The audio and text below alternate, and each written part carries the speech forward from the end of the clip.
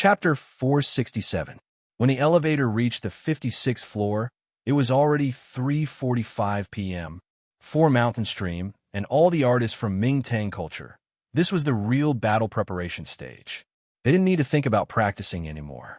All they needed to do was relax and adjust their state of mind. Hai Jing drinking with a group of people might seem out of line, but it was actually a prelude to relaxing. It was perfect for a grassroots band like Mountain Stream. It could be said that he had put in a lot of effort. However, it wasn't easy to get rid of the effects of drunkenness. As soon as they returned to the practice room, Hai Jing acted like a manager and ordered all the members of Mountain Stream to sleep, especially Huang Xiangdong and Ma Lu, who had drunk too much.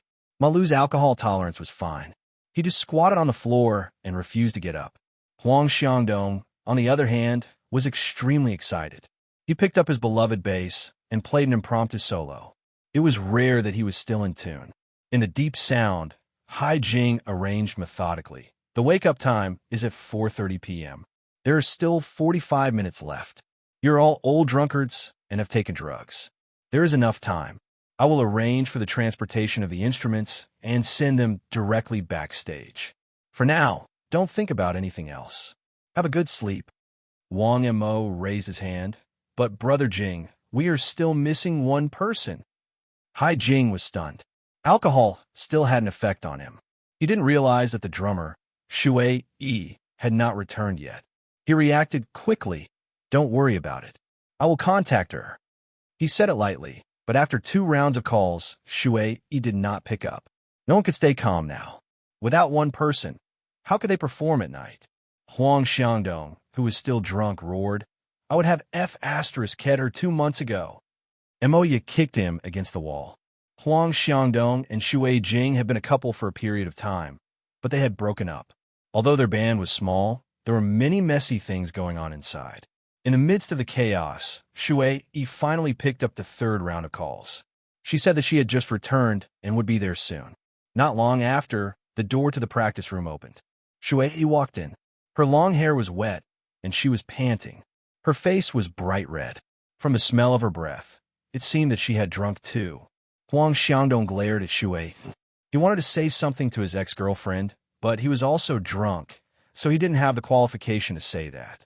He could only vent his anger by pulling the strings. Bass's low voice swept through the training room again. However, the next moment, Hai Jing snatched it away. Sober up, take a bath, change your clothes, and sleep. This is your current task. There is no time to waste. Hurry up. Shui snorted and went to the lounge. He staggered a little. Emoya asked her, Are you okay? There are sobering pills here. Okay. Shui flipped her hair and couldn't help laughing. When she reached out to take it, she didn't even manage to catch it. Luonin frowned from behind the door. Poor sense of distance. Chaotic emotions. Signs of stimulating activity in many areas of the brain. Did this sis take drugs? Taking drugs to get high before performance was a bad habit of many bands in the industry, and many people have been ruined by it. Shui's method, in the long run, was really not wise. In any case, the matter was resolved perfectly for now. Luonin didn't need to stay in a Mountain Stream band's room any longer. He called out to them and left, saying that he was going to rest for a bit. Outside the door, God stood in the hallway waiting. Cat Eyes was next to him. Cat Eyes had already received some news. She chuckled. What's wrong? Did you cause trouble again? Luonin was too lazy to answer. He asked God, Is there any news about that Luo Yuan? God shook his head. Not yet. Why did he suddenly disappear? Luonin felt a bit of a headache. However, the 3 of them were not company personnel standing in the hallway. They were quite eye-catching, so Luonin made the decision to choose a place to discuss matters. It was room 5627. He had the authority and password, and there was no one there. The automatic cleaning system of Tongwei Building was trustworthy. Luonin didn't discover any traces of the indescribable path after entering the room. The air was still quite clear. He sighed and stretched. He warmed up his muscles and bones, pondering what to do next.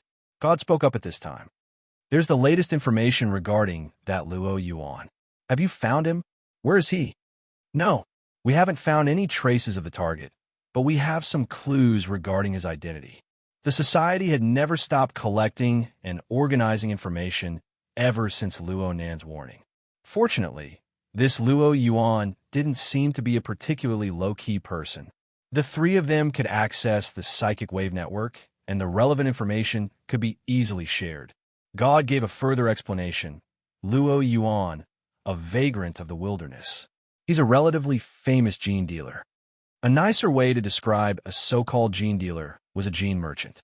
This occupation used various methods to collect valuable genetic samples and provide services to various laboratories that did related topics. Their targets included relatively rare animals and plants, as well as various successful people in society, and even mutants and ability users.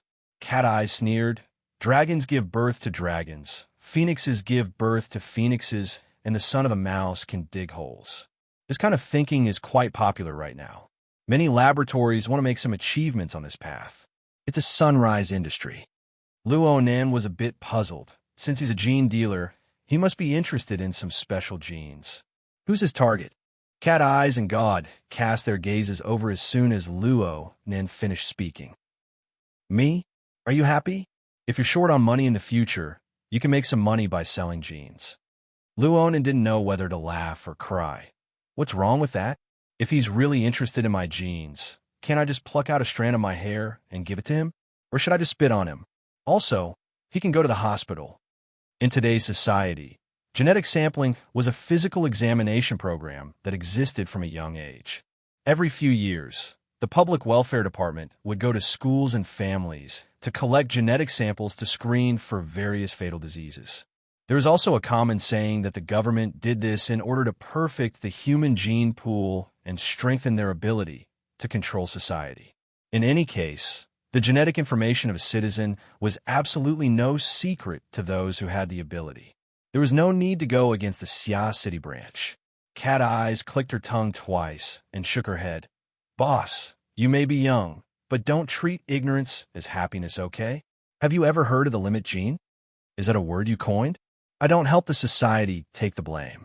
This concept is quite popular in the inner world. It involves the problem of the source of an ability user's power.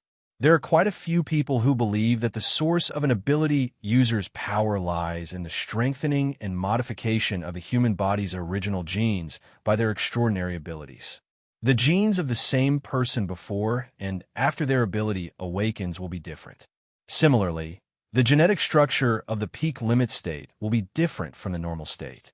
Although this theory doesn't have solid data to support it, many people believe in it. Therefore, many gene dealers are all perverts. Luo Nan felt a bit dizzy. Where's the logic in your words?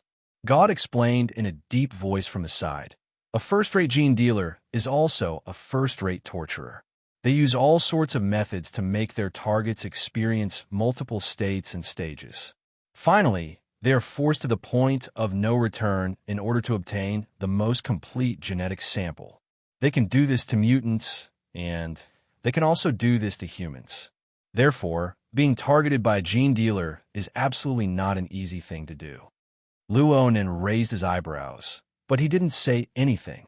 God reminded him a step further. Plus, from the current information, the so-called gene dealer is likely just a layer of cover. After all, his transaction records are far too few. Perhaps there are deeper secrets that haven't been exposed. The society is still continuing to investigate, but some information requires the use of headquarters authority. Right now, they're still communicating. The latter half of God's words were suddenly cut off. Before this, Luo Nan and Cat Eyes had already sensed that someone was coming into the room. The outer door trembled several seconds later. Before the person entered the room, a voice was already transmitted in. "Don't worry about the rehearsal. We still have a long period of time. Young master, can't you just wait a bit?" The female artist laughed as she rushed in, still pouting coquettishly without end. She didn't pay attention to the environment in the room at all, but the three enormous figures in the empty room could be seen with a single glance. It was hard not to see them, even if they didn't want to. The female artist was stupefied in place a second later. However, He Donglu, who was behind her, clearly didn't wake up in time. He saw her body stop, so he wrapped an arm around her waist from behind. He moved up and down ceaselessly. Oh my. I've always admired the body management of the artists under Ming-Tang culture. Huh. Donglu finally discovered the situation in the room. He had been stupefied for a record-breaking 5 seconds. Then he laughed mischievously. So you guys are already here. I know. First come, first served. You guys take your time to play. You all understand that your tastes are quite heavy. In the end, even he himself didn't know what to say. He pulled the female artist away in a sorry state. Luonin stared at them the entire time. Even though the door was closed, his mental senses were still locked onto them. Cat Eyes cast a sidelong glance at him. Hey, you're interested in that woman too? But her body management is really quite good. She practices at my place all year round. She can rank in the top 5. Luonin ignored the nonsense inside and asked, Didn't you notice? That person seems to be. Oh, you're talking about Lan Lin. Yeah, she and Lan Lin were here this morning. That's right. Cat Eyes wasn't interested in discussing this topic. She interrupted Luonan's words. First-rate body management doesn't mean that desire management is equally outstanding. Plus, standards aren't the same in this circle. Speaking of which, your standards are quite conservative. You and Captain Gao should be on the same page on this point. Gao didn't react at all. It was as if he hadn't heard anything. Luonan's lips curled. His mental senses continued to linger on the female artist's body. The scene just now gave him a vague reminder. It made him think of a few things, but he was unable to grasp them for the time being. Chapter 468. Simply waiting was boring. But if there were clear things to do during this time, the flow of time would be astonishingly fast. Soon it was already 4:30 in the afternoon. Hai Jing, who had gone through the wake-up call, contacted Luonan and asked him if he wanted to follow the Mountain Creek Band and the BHD Band to the backstage waiting room. Luonan responded smoothly, Okay, I'll go right now.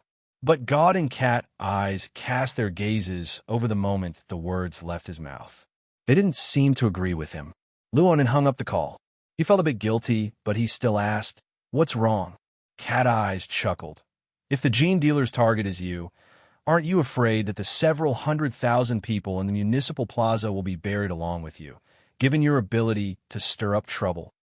I'm indebted to you for thinking so highly of me. No. I think you're being too conservative. Using some extremely vulgar words to describe a certain person, he was simply born for the grand occasion. Frost River Reality and Ocean Sky Cloud City were things that everyone knew about. Back at Aurora Cloud City, he had only watched from the sidelines. He had not even taken part in the battle. This was also the effect of an earthquake. Famous experts like Wang, Snake Tongue, and Imoluan had fallen one after the other. Why did the Xia City branch arrange a security team like they were serving a lord? They were on guard the entire time. Even so, Aurora Cloud City nearly failed to turn over. Right now, Cat Eyes had the attitude of facing the Demon King of Calamity in conversation. Of course, Luonan was aware of this. He could not help but glare fiercely at her. But he could not deny that this was indeed a problem. It was not that Luonan did not consider it. But if he were to intervene from another angle, the problem would still be serious. What if the drug dealer's target is Emoya?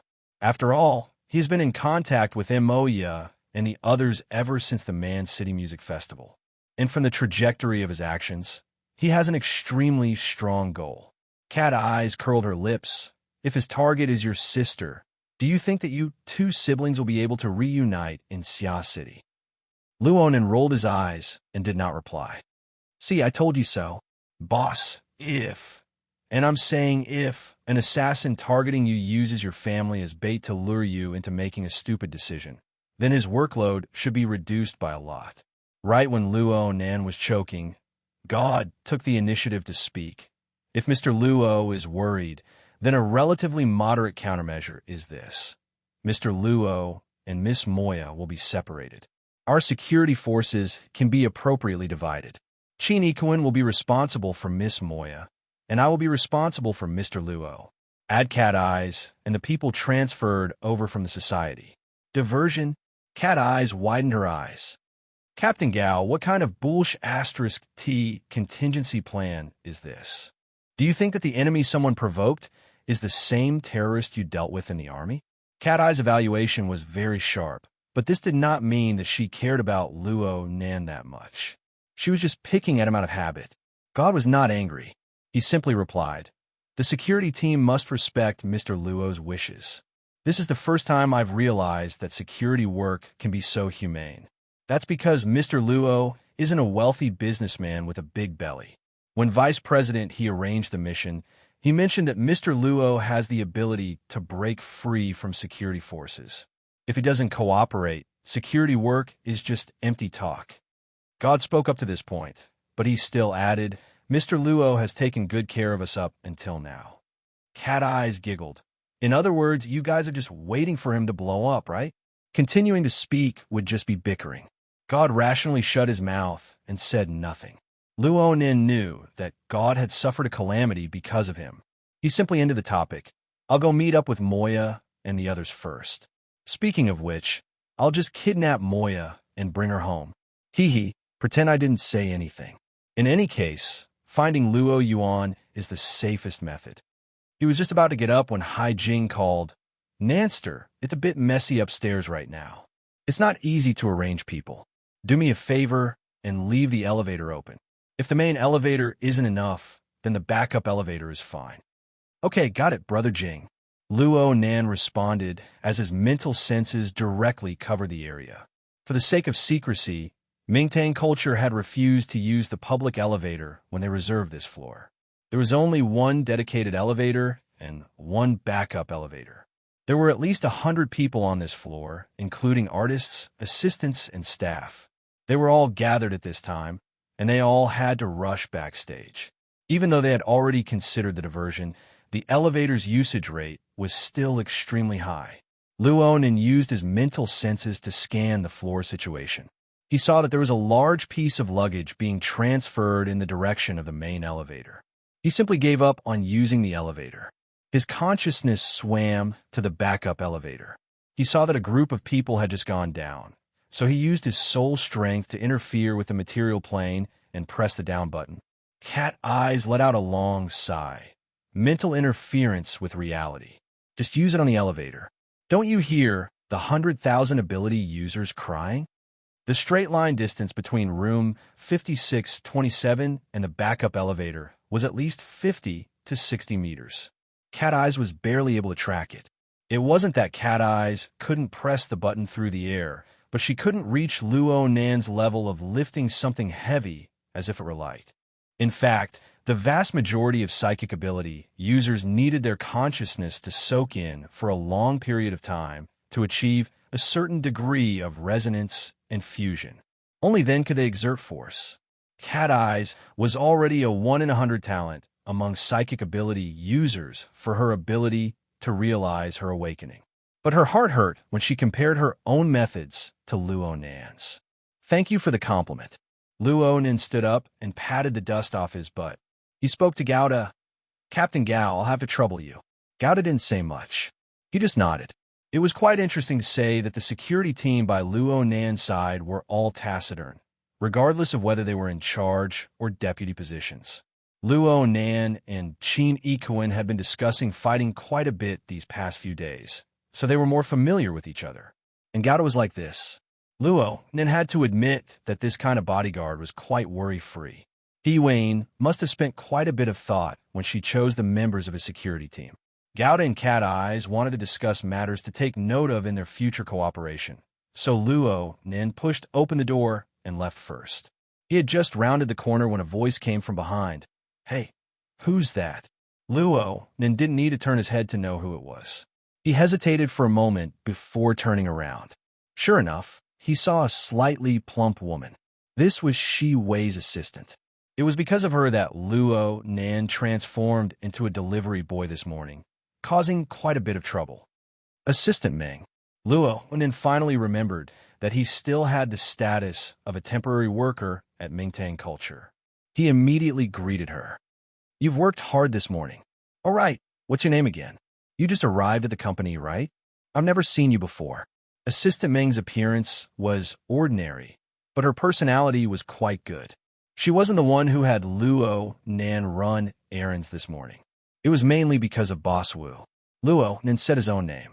It was this small delay when the door to room 5621 opened on the other end of the long hallway. The BHD trio walked out with backpacks on their backs. The three saw Luo Nan and Assistant Meng on the other end of the long hallway. Baiyu was the first to wave. It looked like the sun was shining brilliantly at first glance, but all of it shone on Luo Nan.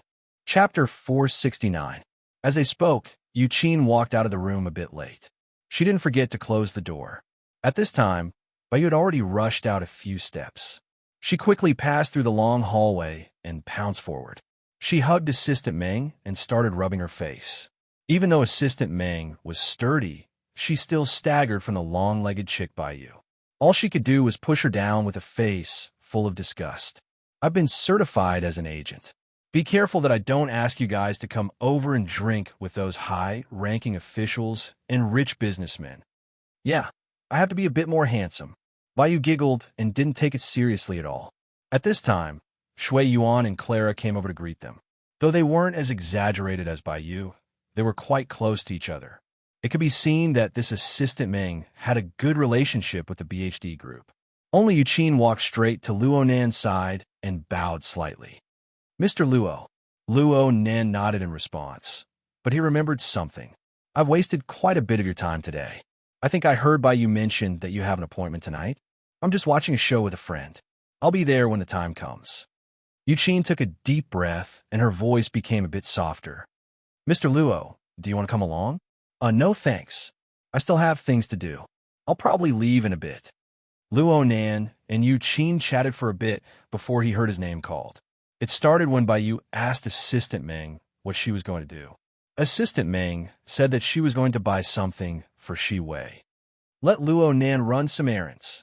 No need, no need. You guys are busy. Assistant Meng shook her head fiercely. She had a kind temperament. Without Chief Wu by her side, she certainly wouldn't order people around. If I don't do this, then why would I be an assistant? Baiyu urged with all her might. Don't be silly, sis. If there's a strong worker here, then use him. Don't be shy. Luonan stared at Baiyu with wide eyes. Were little girls nowadays this vicious? Just because she fell asleep while you were dancing, you want to sell her? Assistant Meng was really silly.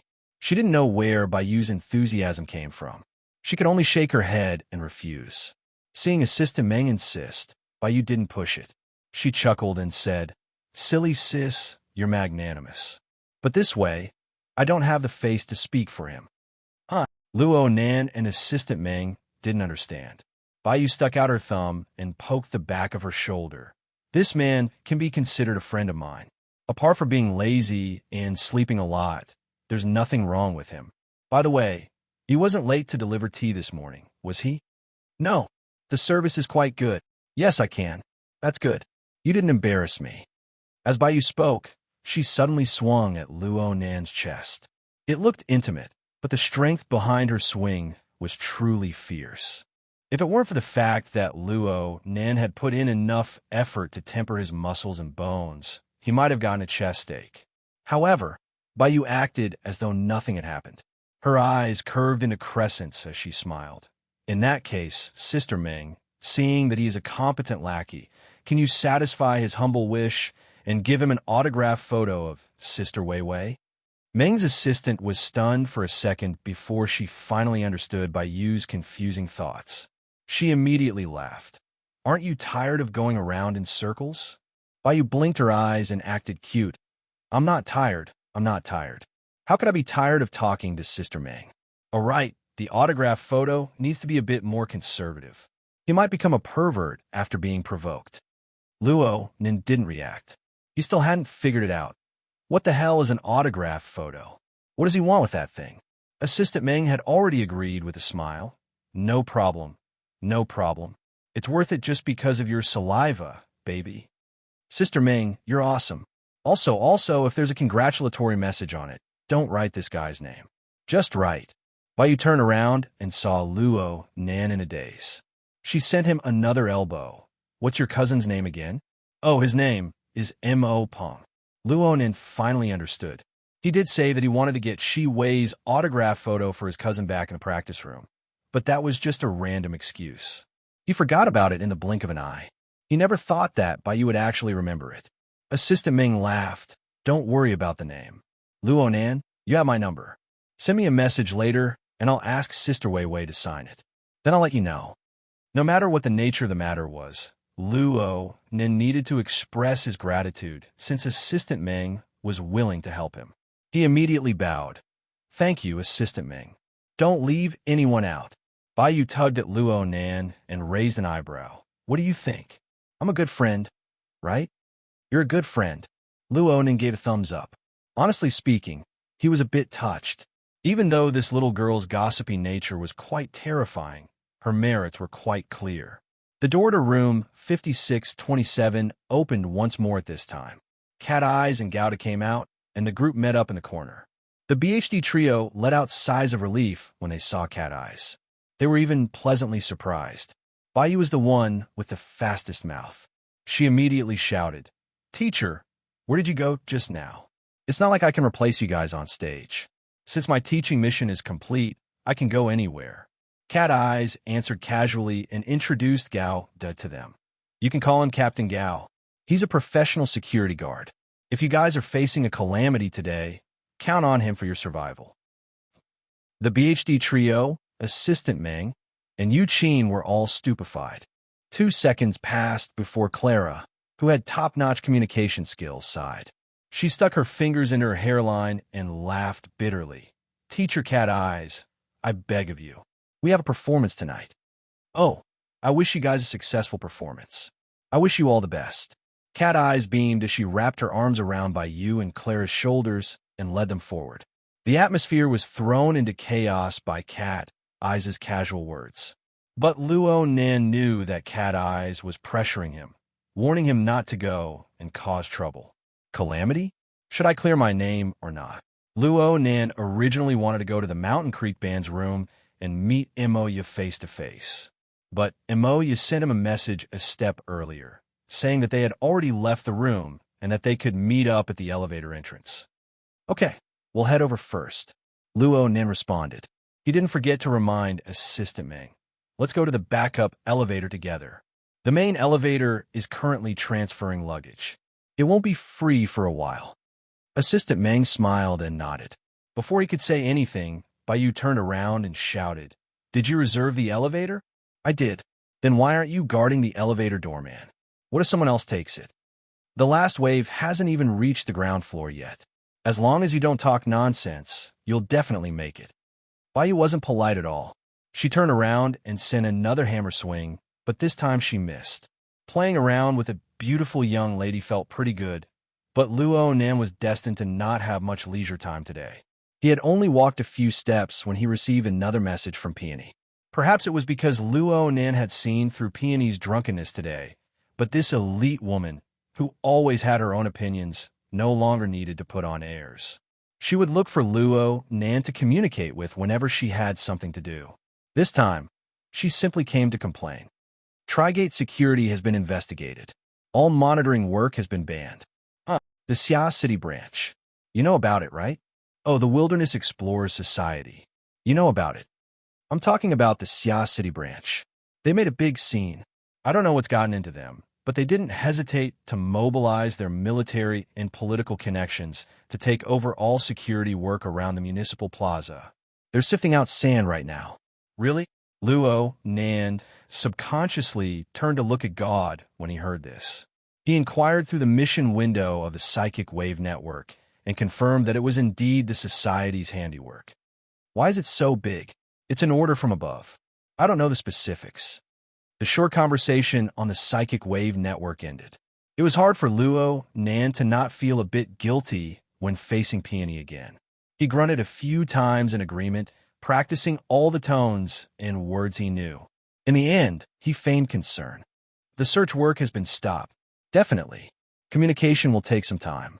However, we're still investigating the social connections of the target. We've made some discoveries. I've already sent the real-time information to the cloud space. It will be continuously updated. You can look it up at any time.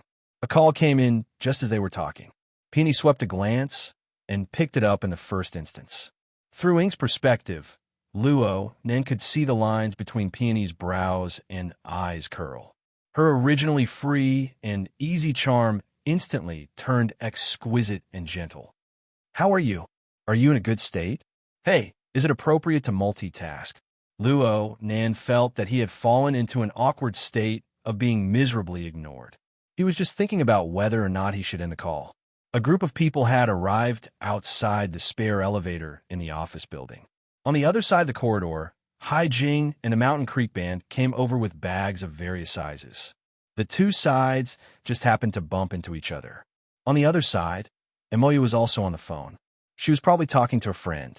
She was chatting enthusiastically with a radiant smile. The sister and brother just nodded their heads in greeting. Hai Jing took command in the first instance and rushed everyone to the elevator. The office building had limited resources. The spare elevator left for Mingtang culture was transferred from the property elevator. It was located in a small compartment next to the fire escape. The elevator was only 7 or 8 square meters in size. The two groups, plus Luo, Nan, and the others, already had 14 people.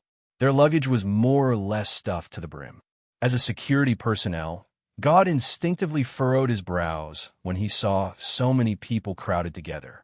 The first thing Clara did after entering the elevator was to look at the number of people the elevator could carry. She let out a breath of relief when she saw that there were 16 people. Luckily, we didn't exceed the limit. What's there to be afraid of? In any case, it's not our turn to run up the stairs. Bayu spoke, and her gaze hooked at Luo Nan. Her meaning was self-evident. She was used to messing around with Luo Nan, but she forgot that there were still a bunch of bastards who had slaughtered their way out of the underground circle, especially since they were still drunk. The most lively of them all, Huang Xiangdong, whistled on the spot. Youngsters these days have a hierarchy. Their postures are worrisome at this critical moment. Emoya, what are your thoughts as the older sister? Emoya directly picked up the phone and just gave a middle finger. Though Bayu was unable to incite Emoya, she was so embarrassed that she couldn't stand still. She shrunk behind Shui Yuan and Clara's shoulders. Luonin knew that he absolutely could not answer, or else there would be no end to it. He learned from Emoya and rolled his eyes. He tapped his wristband, indicating that he had a call to answer. He squeezed out of the crowd and blocked the entrance to the elevator. He was rejoicing in his heart. Fortunately, Peony was communicating through a rubber band. He needed to transform on the mental plane. Otherwise, he would have leaked out everything with his troublesome method just now. Malu laughed with a hoarse voice. "You don't need to stand guard at the entrance. We're a bunch of people squeezed in here. It's hard to get a pin inserted. Whoever comes over will have to obediently line up. Come over and chat with Uncle Ma for a bit. I'll teach you a few moves." A certain person forcefully raised his seniority, immediately drawing a wave of hisses. But the heat in the elevator was really stirred up. Perhaps this was a good sign for tonight's performance. Luo then ignored this group of people. He leaned against the door frame and downloaded information from the cloud space. He felt a silhouette approach him as he was operating. The silhouette leaned against his side, but the silhouette had no intention of communicating. Luo Nan turned his head to look and greeted politely Sister Shui. The person who came over was the drummer of the Mountain Creek Band, Shui. She liked to use the Tesla coil to enhance her visual effects during her performance. She had the title of Electro Girl in the underground circles. As for whether this was a compliment or a derogatory one, it was up to the individual to decide. Shui crossed her arms over her chest. Her eyelids drooped, and she looked a bit sleepy. She was incompatible with the impassioned mood in the elevator, and she ignored Luo Nan. Luo Nan didn't find this strange. People who took drugs couldn't be judged by common sense. As long as this person didn't delay tonight's performance, it wouldn't be a problem. He went straight to look at the downloaded information. There were a total of 5 people, including the new monitoring targets from before. They were all around 20 years old. Looking at their respective social relations records, they were quite normal. They were about the same age as their peers. If Luo Nan were to ponder over the densely packed network of relationships by himself, he would probably die from a headache. Fortunately, Peony had already organized the information beforehand. She marked out the most crucial information. They're all paid VIPs of the Sky Street community. and they're all very active in the private section, Xingming, which requires referrals. Sky Street? Where have I heard of this name before? Luo Nan recalled as he looked at the annotations. Peony's description was on it. Sky Street, East Asia's largest information distribution center for the entertainment circle. Oh, it's that. Luo Nan suddenly understood. Wasn't this the gossip community that Bai Yu had logged into when she searched for the latest news on Shiwei in the morning? But what was that Xingmeng section for? Professional questions needed to be consulted by professionals. And the person with the highest level of gossip was undoubtedly Bai Yu. Luonan turned around and waved at Bai Yu. However, he really looked down on the heckling ability of the other people present. Huang Xiangdong felt that he hadn't caused enough trouble earlier. He shouted loudly when he saw Luo Nan. Hold on. Nanster, who are you recruiting this time? It doesn't matter. Say out loud. This place is chaotic. Manager Hai can't hear you clearly. Luo Nan couldn't say much under these circumstances. Bai Yu didn't dare to stick her head out. She was embarrassed to the extreme. All right. Everyone calm down a bit. Hai Jing felt that if they continued to make a ruckus, something would happen. He forcefully interrupted them. He saw Luo Nan's helpless expression, so he asked casually, Nanster, is there something you need? Fine. Everyone present was a professional anyway. He just asked directly. A friend asked me to ask what the main purpose of the Sky Street community's Xingmeng section is. Can someone with the authority to say it? The elevator went strangely silent for a moment when these words were spoken. Chapter 470. Luonan knew that he must have said something wrong, but he didn't know where it was wrong. As he looked around, all he could see were the rock and roll fans whistling and laughing. Bai Yu, Shui Yuan, and Clara were all avoiding his sight. Emoya also stopped the communication, a helpless expression on her face. Oh, there was also Cat Eyes. She had a typical mocking expression on her face. It seemed that she also knew about the inner workings of the game. If he had known earlier, he would have asked her. Luo Nan wasn't an idiot. He knew from looking at the situation that the Xingming edition was most likely the route of the noble circles are truly chaotic. Forget it, pretend I didn't ask. Ma Lu laughed when he heard Luo Nan's words. He didn't continue to tangle with Luo Nan. Instead, he pointed at Emoya. Say, do you think your brother is pretending to be pure or really pure? Emoya would not answer such a retarded question. Okay, who wants to dispel Luo Nan's doubts? Let's chat in private. Don't turn a deaf ear to my words. Hurry up and check your bags. If anyone dares to say that they're short weight, I'll make sure he or she works for the company for free for the next 2 years. Hai Jing finally brought out the cold-blooded style of a manager and forcefully controlled the situation. The two teams responded in a scattered manner. Luo Nan immediately sent a private message to Cat Eyes. Send me the relevant information. Don't worry. Wait a few more minutes. Maybe some girl will edit it for you in private. Cut the crap. All right, you're the boss. Actually, I don't know much about it. I only heard that the Star Dream version is actually the one-night stand version. The ones who are active in it are mostly flesh and blood. Occasionally, there will be some naive ones. Of course, the main selling point was the male and female celebrities. They solve their physiological needs, while the other side enjoys the halo of fame. Some professionals even earn some extra money. That's about it. This should be considered semi-public, right? That's what I want. All right. The general situation was pretty much the same as what Luo Nan had imagined. He didn't waste any more time, immediately contacting Peony and summarizing this matter. He also delivered his analysis. The 5 surveillance targets are all ordinary families. They should be fanatical fans or prey. If there really was an intersection on this page, then the intersection point should be a certain celebrity. This circle shouldn't be too big, so it shouldn't be a problem to find the source of the infection. Hey, are you listening? Luo Nan gazed at Peony through Ink's perspective. At this time, that person was sitting quietly in a high-altitude restaurant, overlooking the entire municipal square from the window. But Luo Nan didn't know why, but he felt that her eyes weren't quite focused. You were just flirting with your lover a moment ago, and now you want to break up? Just as Luo Nan was about to call out again, Peony raised her hand and lightly brushed away the messy hair on her forehead. Her long and slender fingers just happened to block Ink's line of sight, making it hard for Luo Nan to see clearly. After a brief second, Peony responded, "No need to repeat yourself a second time. What you're saying is that someone with stage 2 or 3 infections is spreading the mutated virus through sex in a small circle." The straightforward and accurate description made Luo Nen a bit uncomfortable. But this little stimulation seemed to have stirred up a certain part of his brain, giving him some subtle and unclear feelings. Did I miss out on some information? Hey, are you listening? Peony flipped her hand and flicked her sword back. Her words were exactly the same as what Luo Nen had said before. Yes, I understand. All right, I'll get back to you as soon as possible. So that's it. Also, what's up?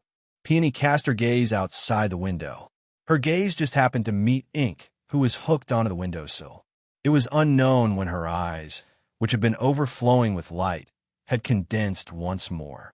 They were bright and clear. I wish you good luck, Mr. Partner. Thank you. Luo Nan's mind was filled with bewilderment. Fortunately, he had a clear direction of investigation no matter what. Even if part of the problem was solved, he still let out a breath of relief. The backup elevator had already hit the bottom and bounced back. The group of people were about to head backstage. But Luo Nan's mind was still undecided. He needed to ponder over how to deal with the gene dealer's challenge. Perhaps listening to the opinions of professionals and maintaining a distance from MO would be a decent plan. Luo Nan noticed 2 rather unexpected characters walking over to the backup elevator just as he was thinking. Around 10 seconds passed before the wooden door to the fire escape opened. 2 people walked in one after the other. People subconsciously looked over at the elevator, and many people's nerves instantly tensed up. Director Wu, the person who came over, was the highest leader of Mingtang culture here, Director Wu Qingze of the artist department. Behind him was the second in command here, Haijing's immediate superior, Director Xia. Wu Qingze was also an acquaintance. Most people never expected that the big boss of the company would suddenly arrive. This was a true big boss, the kind that concerned everyone's jobs. Hello, Director Wu. Hello, Director Xia. Everyone saluted one after another. Even the normally arrogant and unruly members of the Mountain Creek Band had to put on a superficial act. Luo Nen didn't care. He just followed the crowd and lowered his head. But Director Xia, who had just passed by him, instinctively returned the salute when he saw Luo Nan like this. He nearly bent his back. Luckily, not many people noticed. Director Wu noticed that the composition of the people here was quite complicated, but their attitudes were quite amiable. He immediately found Cat Eyes. He nodded with a smile. Teacher Cat Eyes has come personally. Thank you very much. Of course, he didn't overlook the uniformed god. When he found out that it was the building's management, he greeted Assistant Meng rather politely. In the end, he greeted Assistant Meng out of respect for Shi Wei. As for Yuqin, she was quite close with the BHD group. She was also young, so Director Wu ignored her. No matter what kind of attitude he had, the entire elevator room underwent a transformation with him standing there. The originally chaotic concept of hierarchy suddenly became clear. Under this subtle force, the person with the highest status undoubtedly enjoyed the position closest to the elevator door. Director Wu was unobstructed all the way to the very front. Director Xia and Hai Jing stood to his left and right, talking about the progress of their work and so on. As for the others, they mostly used eye contact in place of verbal communication. They would only raise their hands to cover their mouths and whisper to each other intermittently. No matter what, they were unable to return to the atmosphere from earlier. Luo Nen used his all-encompassing mental senses to take in everyone's expressions. He found the subtle psychological changes quite interesting. But soon, he felt the gazes of others observing him. Luo Nen raised his head and discovered that God was looking at him with a subtle expression. Cat Eyes was even whispering to him, "Look, it's quite abnormal, right? What are you chattering about behind my back? We're talking about how we can serve you, boss. Speaking of which, on one side you're the boss, enjoying star service. On the other side, you're the little brother, bowing and scraping to others. How do you switch between these two modes at will? Are you schizophrenic? Or are you role-playing? Aren't you having fun? Luo Nen was speechless. The two circles were different. One was another. This was very normal. How is he schizophrenic? Sure enough, most patients are unconscious. What do you think, God? God didn't want to get involved in this matter, but he hesitated for a moment due to professional considerations. He still communicated through the psychic wave network. Mr. Luo, it's best if we completely control the situation. Don't let any unexpected situations occur. Before he could finish speaking, a new situation really did occur. Oh my, there are a lot of people here. Luckily, there are even more beauties. There was only one person on this floor who could be so pompous and frivolous. 2 seconds later, He Donglu entered the elevator with a swagger. Old C followed beside him. This young master, who the vast majority of people were unfamiliar with, entered. Admittedly, he was quite eye-catching, but the vast majority of people were peeking at the number of people the elevator was carrying. It looked like this wave really couldn't go down. Bai Yu and Clara were quite alarmed. Could they really be jinxed? In front of the elevator, Director Wu's face sank for a moment. Clearly, his impression of He Donglu was limited. Depending on one's position, one's standpoint would also be different.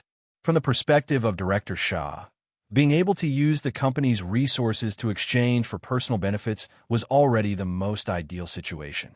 But from Director Wu's perspective, the entire artiste department was his private plot. He absolutely didn't want a bird to steal food from it. It was just that this bird was an eagle and had a powerful background. He absolutely couldn't afford to offend him, so he could only pretend not to see him.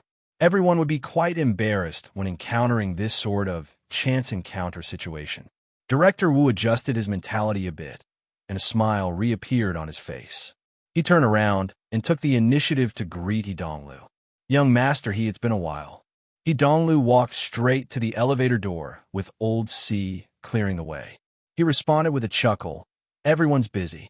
Director Wu, you're constantly pushing out good works. As for me, I'm a loyal customer. We still have a tacit understanding. As he spoke, he turned around and swept his gaze over the faces of the few beauties present. He even winked. Most people would treat this micro-expression as a playboy's casual flirtation, but Luo Nin noticed who he was winking at. Shui. Shui leaned in the corner with her arms crossed. Her expression was cold, but her slightly accelerated heartbeat and breathing proved that her mood was far from as tranquil as it appeared on the outside. Could it be that she had been flirted with? Director Wu glanced at the crowd and slightly furrowed his brows. Suddenly, he said to Hai Jing, "How about this? Little Hai, bring someone with you to check every room on this floor. See if you left anything behind, especially personal items and sensitive items. Let's not give the property management any trouble, and let's not give the paparazzi a chance to make a fuss." Hai Jing was a bit startled, but he quickly complied. Most people understood clearly in their hearts that Director Wu's move was a model example of using a fuss to make a fuss. In the end, this was just assigning the authority to get on the elevator. As for who Hai Jing would take away, one didn't need to use their knees to think to know. Luo Nin immediately suffered over a dozen gazes sweeping over him. Hai Jing's gaze fell on Luo Nan's face, giving him a slight hint. God and Cat eyes both frowned. This was an unexpected situation. He Donglu had finally discovered Luo Nan. Or it could be said that he had found an opportunity to discover Luo Nan. He laughed more and more happily. Director Wu's thoughts are thorough. All right, you over there. Go to Shui's room and get me 2 pieces of that unfinished snack. Hurry up. I'll be on the car in a bit. If you really can't do it, I'll run down the stairs. Luo Nan was truly speechless. Surnamed He, you're crazy. Director Wu felt He Donglu's targeting. He was stunned for a moment when Director Xia jumped out from the side. He displayed outstanding initiative. I'll go with Hai Jing. It'll be a bit more convenient this way. Oh, surnamed Xia was already kneeling behind He Donglu's back. He Donglu raised his eyebrows, but he didn't lose the opportunity to ridicule Luo Nan that easily. Okay, then little brother, just make a trip for me. Run a bit faster. Maybe you can make it to the elevator. Before he could finish speaking, the jumping numbers on the panel of the elevator fixed.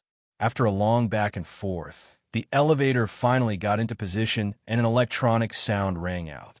Director Wu, who was in front of the door, didn't think too much after receiving this prompt. In any case, the youngster He Donglu had his eyes on probably wouldn't have a good time. He wasn't willing to get involved, so he waved his hand at Director Xia. Hurry up and do it. He locked gazes with He Donglu as he finished speaking. They revealed smiles at the same time, switching to the social script. He Donglu seized the initiative. Director Wu, please. Young Master He, please. Director Wu, you're the host. You. Or is it Young Master He? Young Master He? The metal door closed to the side. It was like a flipped script that stretched the camera, causing the scene of the elevator room and the elevator car to blend together. Chapter 471. The reason why the person in the elevator car was said to be a professional woman was because of the strong impression her clothing gave. She wore a light, gray, slim-fit short suit and straight pants of the same color. She wore a slightly conservative black high heel. Every detail indicated her identity. The only thing that stood out was probably the silver-gray metal case she carried in her right hand. However, compared to her clothing, that extremely sculpted face was perhaps the best match. The calmer she was, the more a chill naturally seeped through. It made people feel that she should have an extremely serious personality. It was precisely this first impression, perhaps in addition to her tall and slender figure, that effectively strengthened her aura. Furthermore, there was a dense mass of people outside the elevator. She was alone, yet she didn't make any unnecessary, subconscious movements. She stood steadily in the car and didn't even have the intention of walking out. She only used her bright and sharp eyes to sweep across everyone's faces. Wow, a hardcore! As an assault bassist, Huang Xiangdong immediately felt that this was a rarely seen and challenging type. He subconsciously sighed. However, as soon as he spoke, he discovered that his voice was unusually loud. In fact, the ambient noise had suddenly been lowered, vividly setting off his idiotic moment. Huang Xiangdong hurriedly shut his mouth. As his voice faded away and lacked a follow-up, some kind of silent power surged out like a formless dark cloud, instantly covering the entire elevator. In that instant, the whispers that even Director Wu couldn't avoid after coming over were completely erased. Director Wu, who was standing at the very front, was a little stupefied. Silence made people even more sensitive. In this strange silence, he suddenly discovered that there was a problem with his own reaction. He didn't know when, but he had turned his face to avoid the professional woman's gaze. Also, his body had moved to the side. He was an executive of Mingtang culture. The 56th floor was his company's exclusive floor. He was undoubtedly the head of this place. But what he felt right now was like 2 years ago when he had welcomed Madame Halder from the Castle Financial Group. That cold capital tycoon, facing a group of overly enthusiastic and noisy company executives, had used only his eyes to shut everyone up. What the hell am I thinking? Director Wu suddenly snapped out of his daze. He felt that his current reaction was mysteriously awkward. Actually, I'm abiding by the rules of ladies first and first down, first up, right? Right? He subconsciously shot a glance at He Donglu. This young man was still blocking the entrance of the elevator. He looked even calmer. But what was with the abrupt interruption just now and the shrinking of his shoulders and chest now? Inside the elevator, the professional woman's gaze also fell on He Donglu's body, but also somewhat deviated. Before he could figure out where the focal point was, he heard an electronic beep. It was the beep of a different elevator, followed by a bang. Old C, who had been silently standing at He Donglu's side, first lowered his head to look at his wristband. Immediately after, his figure reflexively straightened. He forcefully pressed his legs together, and his heels touched. Reserve Lieutenant C. Guisheng of the 7th Coastal Special Warfare Brigade. The short and forceful sound of the army broke through the pressure of silence. Yet it also completely changed the nature of this place. However, the people involved felt that it was only natural. 2nd Airspace Special Warfare Brigade Reserve Officer He Wayne. As a professional woman, He Wayne, she didn't need to change her posture. Her posture was the most standard. She looked at Si Guosheng and replied simply, "Please return to the team." Old Si shouted, "Yes," and immediately raised his hand in salute. Soon after, he walked into the elevator with large strides. He arrived at the elevator control panel in front of He Wayne and stood still. He crossed his legs and rested for a moment, like a door god. Only now did he slightly nod towards He Donglu. Then, he completely restored his cold and hard military demeanor. His own bodyguard had been pulled away with a beep? Did he think this was a swipe of a card? He Donglu had roamed the world of hedonists for 20 years, yet he had never seen or even thought of such a situation. He stood there in a daze. He didn't respond to Old C's signal. However, he didn't remain in a daze for long. The continuous changes finally broke the nearly frozen atmosphere in the surroundings. A slight commotion began outside the elevator. Since up until now, it didn't have much to do with them, the surrounding people couldn't help but paint all sorts of colors in their eyes. They used different angles to observe or exchange their own thoughts with their companions. Whispers rang out again. He Donglu stood at the very front, his back facing everything. He truly experienced what it meant to feel like there was a blade on one's back. If today's matter were to spread out, He Donglu would achieve the achievement of being a 10,000-year laughingstock in social circles in minutes. Really Motherf asterisk Kerr. Motherf asterisk Kerr. Awkward and absurd emotions finally took form and rapidly gushed out. He faced one of the most fearful gazes in his life and roared involuntarily, "Sis, what are you doing?" He Wayne didn't pay any attention to him. Her gaze shifted once more, piercing into the crowd outside. With He Donglu, the sacrificial victim, in front of her, no one dared to look her in the eye. Most people even learned from Director Wu, moving sideways one after another to avoid the frontal assault. They unconsciously opened up a passageway leading outside. The problem was that He Wayne didn't seem to have any intention of coming out. She just stared at the fixed target behind the crowd until their gazes met. He Donglu felt like he was about to explode. What was hateful was that, even so, he was like a marionette. He involuntarily followed He Wayne's gaze and looked behind her. Then he saw a young, wooden face. F***CK. Frankly speaking, Luo Nan was a bit stupefied when he saw He Wayne appear in the elevator. But then the other side directly recruited Old C.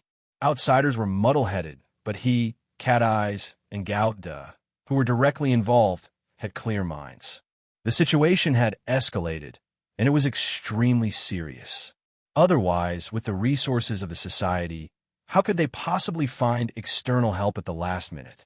So when He Wayne cast her gaze over, Luo Nin instantly understood her intentions. It was time to get down to business. Luo Nin should have responded, but the moment the situation came to a head, he felt the blood squeezed out of his heart. It was as if it carried an electric current, so much so that his body was paralyzed.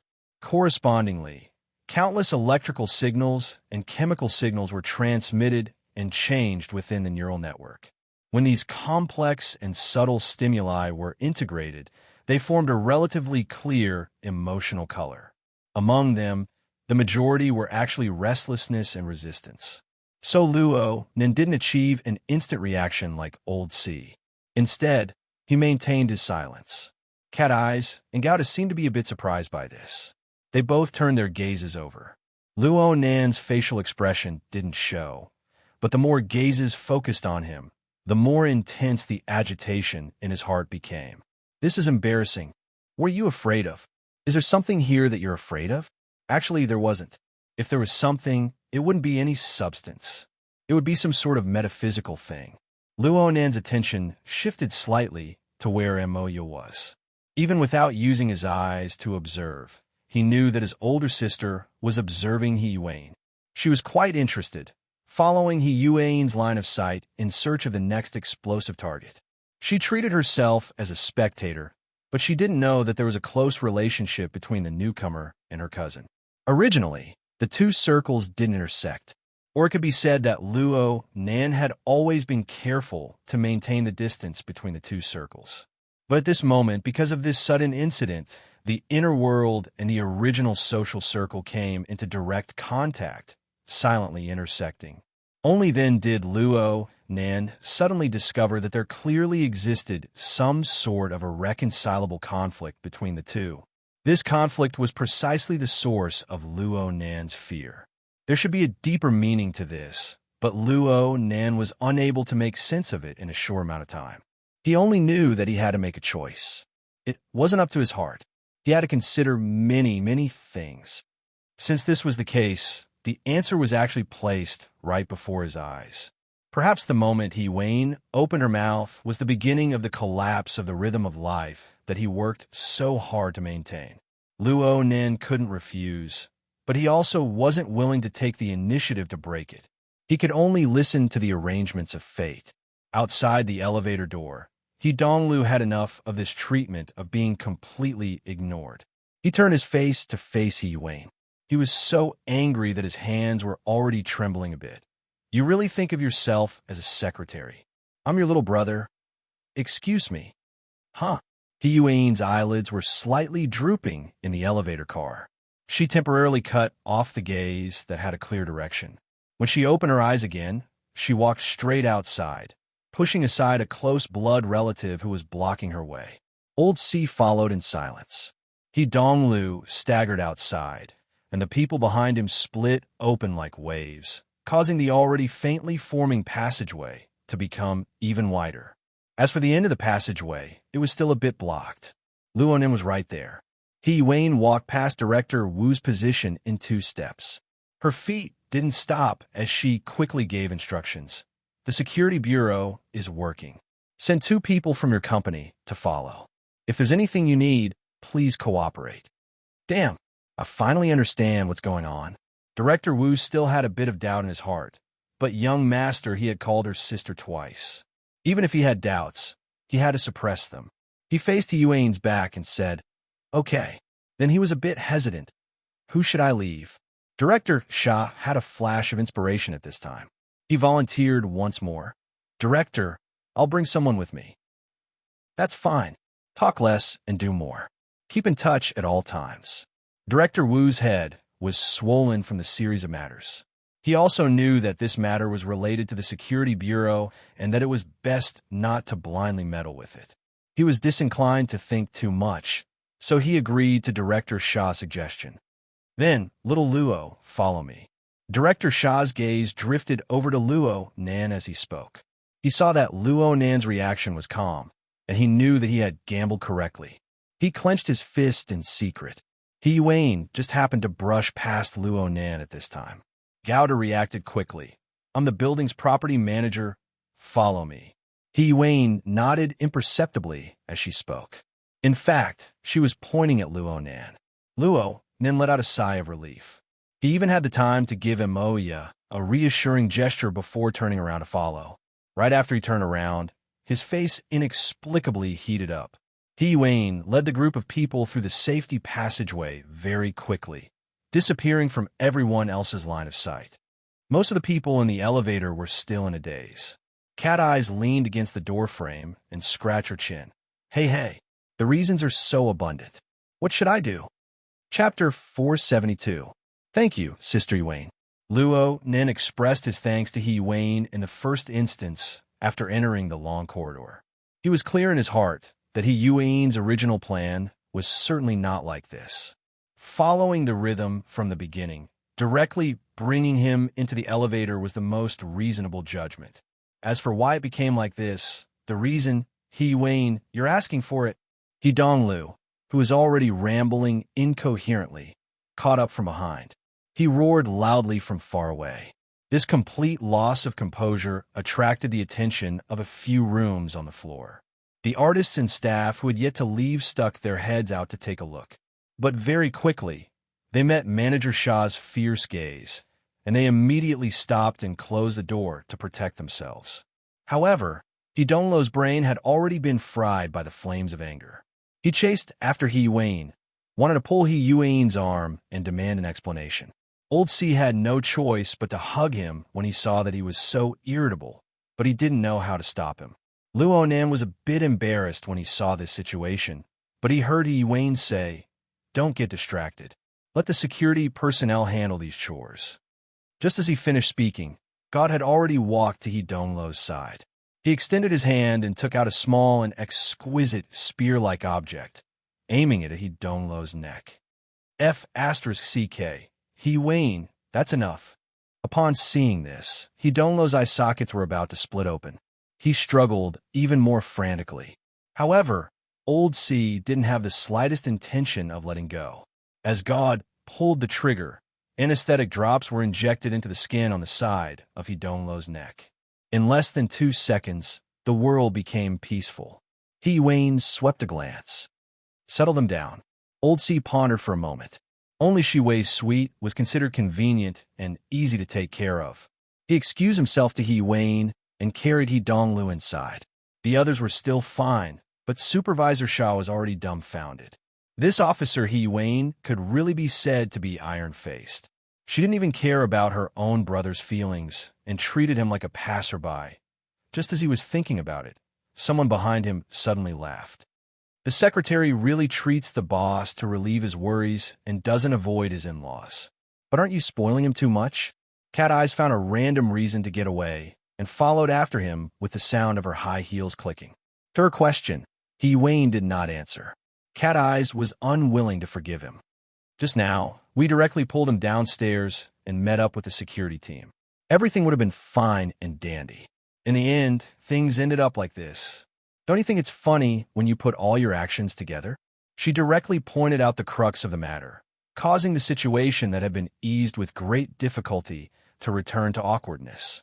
Well, the only one who felt awkward was Luo Nan.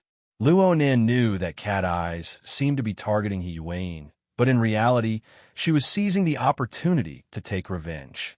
Every word and sentence was mocking him. Unfortunately, he was unable to retort, so he lowered his head in silence for a time. Focus.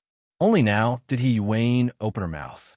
She gave the same advice as before, and then she turned to Cat Eyes.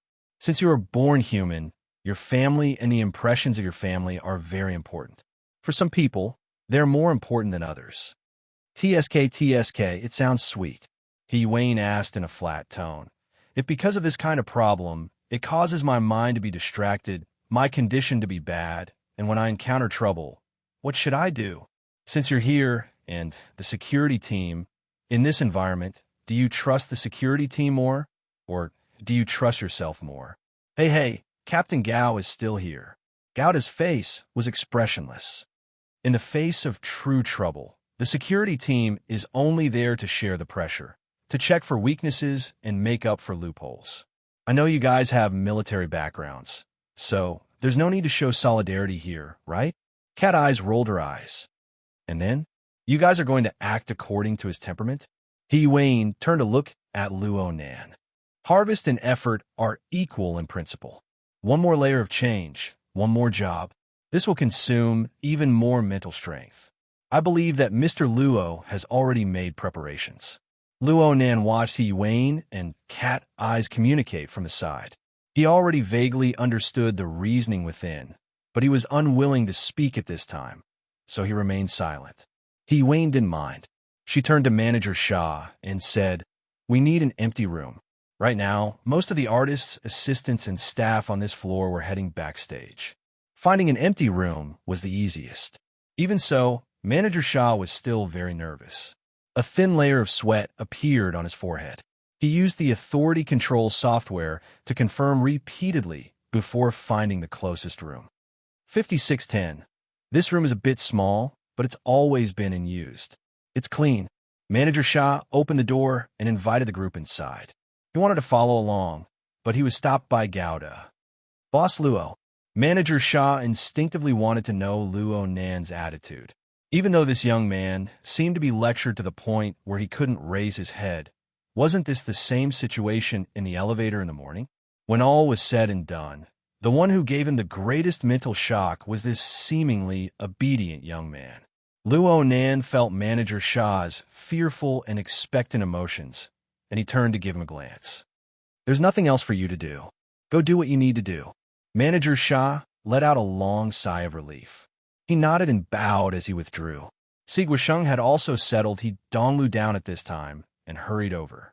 Gauda closed the door after waiting for the relevant personnel to enter the room, isolating the inside from the outside. This place instantly turned quiet. Ever since Cat Eyes was reduced to a believer, she became more and more casual when dealing with people and things. She didn't care about etiquette and the like. She had already found a chair to sit in, and she blurted out, "You're all professionals after all." Huh? She was suddenly startled. Her gaze streaked across Luo Nan's face before falling on He Yuan. Hold on. Would a certain someone and his sister be separated like this? And he even ended up shedding tears of gratitude. So I'm the only one who's a vile character in vain? Luo Nan was stupefied in place for a moment. What she said seemed to be true. He Yuan didn't feel awkward because of Cat Eyes' words. She found an open area after entering the room. She crouched down and placed the silver-gray suitcase on the ground. She entered the password, and everything proceeded in an orderly manner. Cat Eyes looked at Luo Nan. "Boss, what are your thoughts right now?" Luo Nan recovered from his sluggish state. He didn't know what to say at first, but his mind spun a few times. He unconsciously recalled the series of reactions he had in the elevator a few minutes ago. Soon, he grinned and laughed bitterly. "I'm thinking that if I were to be together with Moya and encounter an unexpected situation, I'm afraid I would really be done for if I were to be as conflicted as I was before. How would I have the free time to choose at that time?" Cat Eyes couldn't help clicking her tongue twice. "Your awareness has risen all of a sudden. Hey, Vice President He, I didn't know that you actually had the talent to be a teacher. Is the He family an instructor in the military?" He Wayne was silent for a moment. She waited for the silver-gray suitcase to open to ring out. Only then did she speak softly. With this awareness, Mr. Luo should be able to be more focused. This was the third time she had mentioned a similar request. Luo Nan took a deep breath and responded directly for the first time. "No problem." Chapter 473. The suitcase was filled with equipment specially arranged for Luo Nan. It was very simple. There was a flesh-colored protective suit, an electromagnetic handgun, matching parts, and a certain amount of ammunition. The protective suit was a tight-fitting standard, so Luo Nan needed to take off his outer and underwear before he could put it on. If this was before, Luo Nan would inevitably hesitate for a moment when faced with the gazes of several people in the room, especially those of the opposite sex. But right now, He Yuan's focused voice was still ringing in his ears. Mulling over these things would be a bit too petty. Luo Nan completely exhaled the breath he had just inhaled and exhaled. He directly unbuttoned his clothes, and his mind naturally attached to the equipment in the suitcase and He Yuan's introduction. He didn't care about anything else. The Hidden Snake Type 2 protective suit is mainly used for protection against stab and poison. It avoids being ambushed in a chaotic or vile environment. However, you still need to be careful of the head area when you aren't wearing a protective mask. Using this kind of protective suit required a certain level of skill. He Yuan stood up to help Luo and put it on as she explained. Due to their current special circumstances, it was hard to avoid physical contact. Some parts of the body were quite sensitive, and this was 10 times, 100 times more stimulating than the attention of the eyes. "Do you need help?" Cat Eyes' wicked interest was no longer satisfied by watching from the sidelines with a smile. She took the initiative to stand up and walk forward. She was clearly asking for Luo Nan's opinion, but she had already started. She slid down while sticking to his waist. To the side, He Yuan's brows furrowed slightly. Before she could speak, she heard Luo Nan say, "My calf is a bit loose." His tone was calm and natural. Cat Eyes was startled when she heard this. She raised her head to look at Luo Nan's expression. "Let's not talk about anything else." His eyes were half open and half sleepy. One side of his gaze was focused on the suitcase, looking at the accessories that he had yet to put on. The other side was probably his internal body, experiencing the minute sensations after putting on the protective suit. Aside from this, he had no other thoughts. Under the repeated stimulation, this youth, who had always been wavering between two life circles, finally made a decision. He swept away those meaningless and distracting thoughts, gathered his mind, and faced the present.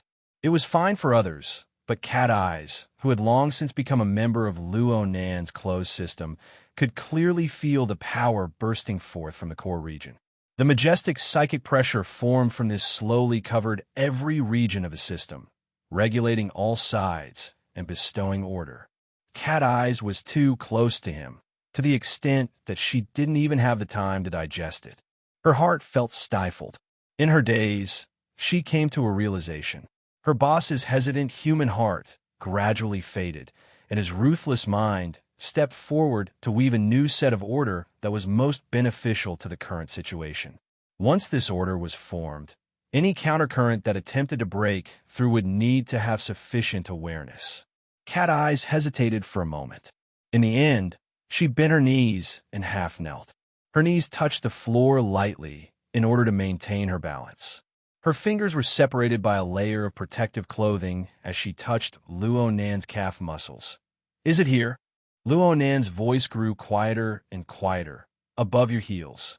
"Here's a foot cover. Take off your socks and hook your feet." Cat Eyes did her best to reply with a calm tone, but in her heart she was thinking, "I'll go crazy sooner or later." A dozen or so seconds later, Luo Nan slowly exercised his elbows, wrists, knees, and feet. He gradually adapted to the slightly tight state of the protective suit. His training during this period of time hadn't been in vain. The skin-colored, skin-tight clothing, which could expose and magnify all the flaws of his body, actually allowed him to prop himself up. Aside from the fact that his body hadn't grown and he was a bit skinny, there wasn't anything else wrong with him. At this time, Wayne took out a set of small accessories with unknown uses from the case and fitted them onto Luo Nan. They included a narrow metal belt, a buckled leather armor that resembled an ancient breastplate, and a jeweled tail ring. There was a small interlude in the middle. Wayne noticed the black wristband on Luo Nan's left hand. "Is this the flywheel arm?" "Oh, Brother Papercut gave it to me." "Then wear the tail ring on your right hand to avoid conflict. You need to wear the equipment first, then put on your outer clothes. Make sure that all the equipment is directly attached to the protective suit." Right now, Luo Nan had even attached a layer of gloves to his hands. Though the gloves had the effect of simulating skin, the feeling was still quite strange. Cat Eyes didn't understand what was going on. She simply asked, "What's the use of this equipment?" "Wait a moment." Wayne still didn't respond immediately. She continued to instruct Luo Nan, letting him adjust the hexa ear to a certain special channel. "Let's try it out. Do you sense a noise? There's a rhythm within the noise. You need to use your soul strength to adhere to it." "Yes, just like that." Luo Nan's voice just fell when a buzzing sound rang out from his body. Wayne, Cat Eyes, and the suitcase on the ground were all pushed away by some invisible repulsive force. Fortunately, the body techniques of the two were extraordinary. They were able to maintain their balance, and Wayne still had the leisure to hold down the suitcase, preventing it from toppling over. Wow, a defensive force field? According to what President Ouyang said, this is the materialization of the power of the psychic wave network. Wayne looked at Luo Nan. "Do you feel uncomfortable?" "Nope, I feel pretty good." Luo Nan responded with a single sentence. At the same time, he reached out to press his hand against his belt. He gently stroked it, as if he had understood something. Cat Eyes also walked back and reached out to touch the breastplate. "Is this the president's new achievement? The psychic wave network directly interferes with reality?" "Yes. In theory, the power of the psychic wave network can be mobilized to interfere with the material plane through the relevant components. However, the current conversion consumption is a bit high. Less than 1 out of 100 is saved. Is President Ouyang prepared to personally escort a certain person? If there's a mortal threat, yes. Tis TSK this treatment." Cat Eyes was speechless at first, but she immediately shook her head. "Then why do we need to beat around the bush? I feel that this toy is too flashy and impractical. It's too inefficient. If we really do encounter a powerful enemy, then as long as the psychic wave network is fine, we can just suppress them with a mental storm and sweep them away." Wayne did not speak. She just shared a video in the mission window. The video showed an interrogation room. Looking at the angle, it should have been taken from a surveillance camera. The camera was aimed at an unfamiliar face. This person sat in an interrogation chair with his hands fixed to the board. His head was lowered, and he didn't say a word. Who was this person? Cat Eyes was still the first to ask. The one who answered was God. This is the driver of the target, Luo Yuan's flying car. During the interrogation, he was unable to reveal Luo Yuan's whereabouts. He was brought back to the nearby police station. It's him. Luo Nan's attention was also drawn over. All he saw was that this person's face was ordinary. The corners of his eyes and eyebrows were drooping. It looked a bit gloomy. God added another sentence. The video is currently fast-forwarding. It was just as God said. The video was fast-forwarding at a high speed. The two police officers participating in the interrogation were rapidly switching their movements. Their voices turned into chattering noises. However, the driver was different. He maintained a fixed posture from beginning to end. He didn't say a word, and the corresponding scene didn't change at all. Wayne explained softly. He's been like this ever since he was brought back for investigation. Pay attention to the clock on the wall. The video returned to normal at a fast speed. The time on the wall clock was close to 5 p.m. Luo Nen lowered his head to check the time. It was 10 minutes ago. When the needle of the old-fashioned clock in the interrogation room crossed the top of the scale, the driver, who had been sitting in silence all this time, suddenly stretched his neck. His eyes were cast directly in the direction of the camera. His fixed gaze was as if he was looking at them through the lens of the camera. Luo Nen could see that the driver's face was constantly twitching from this moment on. His veins and muscles bulged from time to time, and the corners of his lips twisted under some sort of force. Words were spat out from the corners of his distorted mouth. All the inferior ones will be eliminated. The outstanding ones will be reordered. We have plenty of space, but we will absolutely not tolerate the entry of filth. These words were like the ravings of sleep and the words of madness. They were like a gust of sinister wind, rising from the bottom of everyone's hearts. The police officer in charge of the interrogation couldn't help but stand up. It seemed that he wanted to confirm whether or not the safety confinement facilities were complete. But right before his eyes, the twitching of the driver's face fiercely spread to the rest of his body. The extent of the twitching increased sharply, so much so that he completely lost his human form at some point. He was like a candle that had gone overboard, melting under everyone's gazes. The police officer in charge of the interrogation was nothing more than an ordinary person. He had never seen such a terrifying scene before. He retreated in a flurry amidst his screams, but he couldn't maintain his balance. He fell on his butt to the ground, bumping into the table behind him. The colleague next to him didn't perform any better than him. He flipped over his chair when he jumped up. The surveillance camera calmly recorded everything. The driver, who had melted into wax, remained in his chair. He spent roughly 30 seconds before his figure and appearance returned to normal. He maintained his posture of looking straight at the camera from beginning to end, but his face was completely different from half a minute ago. Everyone on this side saw the face clearly. Luo Yuan. Although Cat Eyes hadn't personally experienced the situation at the time, she had done her homework. She immediately hissed, "So he's the driver." The problem of Luo Yuan's disappearance under the watchful eyes of everyone at the time was most likely solved. She looked again at Luo Yuan sitting in the interrogation chair. This mysterious person originally possessed extraordinary male charisma, but after witnessing the melted wax remodeling process just now, no one dared to look straight at his face.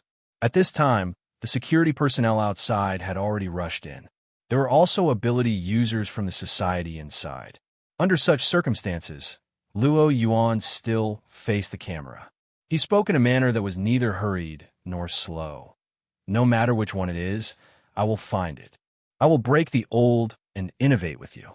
The video came to an abrupt end at this point, leaving behind only a calm expression that looked straight at the camera. Cat Eyes expressed that there were far too many lunatics in the world today. How? Is this Luo Yuan now? He Wayne still shook her head. If Luo Yuan really exists, then this person isn't. At least not in the complete sense. Cat Eyes was a bit confused. What do you mean? He Wayne didn't deliberately keep Cat Eyes in suspense. She directly answered Cat Eyes' doubts. According to a sample taken from the scene of the battle, there are some problems with the expression of this driver's genes.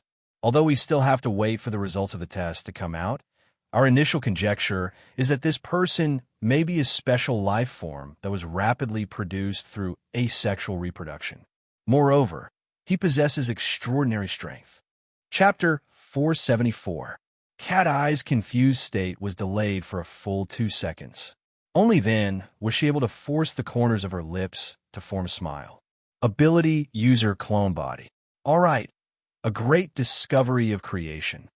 Her gaze turned to God and Si Guosheng. What do you two think? The other side was silent. Cat Eyes revealed an expression that said, "See, I knew it would be like this." She conversed with He Wayne once more. Vice President He, if my ability to understand is correct, you're saying that the person in the video is a clone, and an ability user at that. This is a preliminary judgment. So you're saying that this person is purely the result of human labor? He Wayne didn't directly answer this question. She just listed the data. There are currently at least 30 laboratories in the world that possess a complete technological system for asexual reproduction. Moreover, there are around 5 laboratories that possess a certain amount of technological reserves in the field of rapid growth. However, we have yet to receive any intelligence on anyone that dares to violate the relevant provisions of the Comprehensive Clones Prohibition Convention and push this forbidden technology into the application stage. And then, not a single one of these 30 laboratories is capable of attaching extraordinary power to a clone organism. After all, after decades of research, the current conclusion is that only extraordinary power can bestow extraordinary power. Then why did you say, but this judgment of this matter is based on reality? We can only start from the facts and make inferences according to current laws. This is a potential power that possesses a complete asexual reproduction technology and a complete set of extraordinary power. Using technology to create an entity and then bestowing it with extraordinary power. If that's the case, then it's not unreasonable. Cat Eyes rubbed her chin. Do you have a specific direction? Probably a little. In recent years, a batch of living material providers have appeared in the wilderness. Oh, I've heard of it. The gene exchange, right? It's a very famous black market. It's said that an enormous underground trading network has been formed. They specialize in providing genetic samples and living material for experiments to the major laboratories. Living material experiments? Luo then raised his eyebrows. He was a bit sensitive to this word. After all, his grandfather's crimes back in the day involved human experimentation. It was an important item that could not be avoided. It was also a charge that was very hard to wash off. So Luo never dared to say that his grandfather was innocent. He could only pursue the academic achievements that his grandfather should have. At this time, Cat Eyes' imagination began to run wild. You're saying that this gene exchange provides various large laboratories with some sort of clone body? We have no evidence of such a transaction. I understand. The government, the military, and the funds of the major consortiums. Such high-level funding providers won't leave behind any obvious weaknesses. If they were to continue chatting like this, they would stray from the topic. He Wayne decisively changed the direction and revealed the intelligence and conclusion. At present, the understanding of the various parties regarding the gene exchange is very limited. However, there is a basic consensus. This force belongs to the wilderness, and among them, there is one or a few people who possess a type of supernatural power that can be used on a clone body, perhaps including the effect of rapid proliferation. Because of this ability, as long as there are qualified donor cells, it can quickly divide and multiply, forming a complete living body in a short period of time. It's like a bomb, but it's just like a bomb. Create a clone body and then completely vaporize it in a short period of time? Are they demons? To many laboratories, they might be more like gods. Cat Eye's ridicule hit the nail on the head. Luo Nan had a pensive look. If Yuan's judgment was correct, then this could explain why he was unable to draw Luo Yuan's life sketch in his living starry sky back in the underground passageway. If the target itself was just a clone body that was rapidly proliferating and growing, then it simply wouldn't have the opportunity to form self-awareness. It was reasonable that no traces could be found on the mental plane. Cat Eyes and Yuan continued to discuss related issues, but Luo Nen didn't participate. He wasn't like these two, who had an extensive and deep understanding of the inner world. Even though he had crammed a few courses, his understanding of the law that only supernatural power could bestow supernatural power was shallow. Therefore, it was useless for him to listen to such matters. Under such circumstances, the only thing he could consider was the superficial things. For example, how should he deal with this enemy that was hard to sense? One of Luo Nan's greatest reliance against enemies was his mental senses. This was especially true in the living starry sky. He could sense the enemy and even attack from a distance, seizing the initiative. This kind of observing and attacking mode was already a move and rhythm that he was used to. He felt that something was wrong if he couldn't use it. This was a problem that belonged to him. Of course, he could only solve it himself. Luo Nan's consciousness wandered the living starry sky. He had no train of thought for the time being, or did he have a goal? He could only first sort out his own sealed system clearly, checking to see if there were any loopholes. Then he pushed forward layer by layer from the inside out. Of course, it was impossible for any loopholes to exist within his own sealed system. This was more like a ritual. It was also like the instincts of a fierce beast, patrolling its territory on a daily basis. Cat Eyes must have sensed the change in pressure within the system. Cat Eyes shot a glance at him, but Luo Nan ignored her. His mind had already spread out, covering a vast area with a radius of 20 kilometers. The situation at the municipal plaza left a deep impression on him, not to mention the surroundings. The stage for tonight's performance had already been set up in the center of the plaza. It was a standard four-sided stage, surrounded by a circle of temporary seats. The enormous stream of people was blocked outside. The surging heads were a dense black mass. It was just as Peony had judged. The number of people was already in the hundreds of thousands, or even millions. It was already extremely difficult to search for an unremarkable target within this boundless tide of people, let alone to find a few loopholes. Not only did he have to search the Star Atlas, he also had to take care of the millions of students and citizens on the material plane. He had to match them one by one. Not to mention the problem of the sharp reduction of the range of his senses when it came to the material plane. Even if he could take care of everything, he would have to face such a terrifying amount of data processing. Perhaps only by turning his brain into a supercomputer would he be able to find the corresponding point in the interweaving material and mental planes. Luo Nan was completely clueless for a time. He could only drive his mind and wander aimlessly. Just like that, he saw Peony once more. She was still in the high-altitude restaurant, sitting by the window, staring blankly. Ink was outside the window. It was extremely bored, combing its feathers. All right, there was still the matter of the mutant infection. It seemed that the threat was no less than that of the clones. Truly troubled times. Oh, it was already Li Dong. Luo Nan subconsciously let out a sigh. It would be great if the number of people were a bit smaller. Then a new question extended from this thought. Luo Nan thought for a moment and opened his mouth to ask, why aren't we evacuating in the current situation? There's a dangerous character like Luo Yuan, and we can't figure out his goal for the time being. Isn't it safer to cancel the parade and concert? All the inferior ones will be eliminated, and the outstanding ones will be rearranged. Everyone said so. Our genius boss is certainly the most outstanding type. Don't you have any self-awareness? Cat Eyes widened her eyes, indicating to Luo Nan to understand. Wayne had specially brought equipment to his doorstep. She didn't hesitate to offend her younger brother in order to temporarily recruit a former military elite like Si Guosheng. This set of combined punches was not just for the sake of flattering him. Luo Nan blinked. Really? Boss, please strengthen your knowledge of society. Use your brain properly.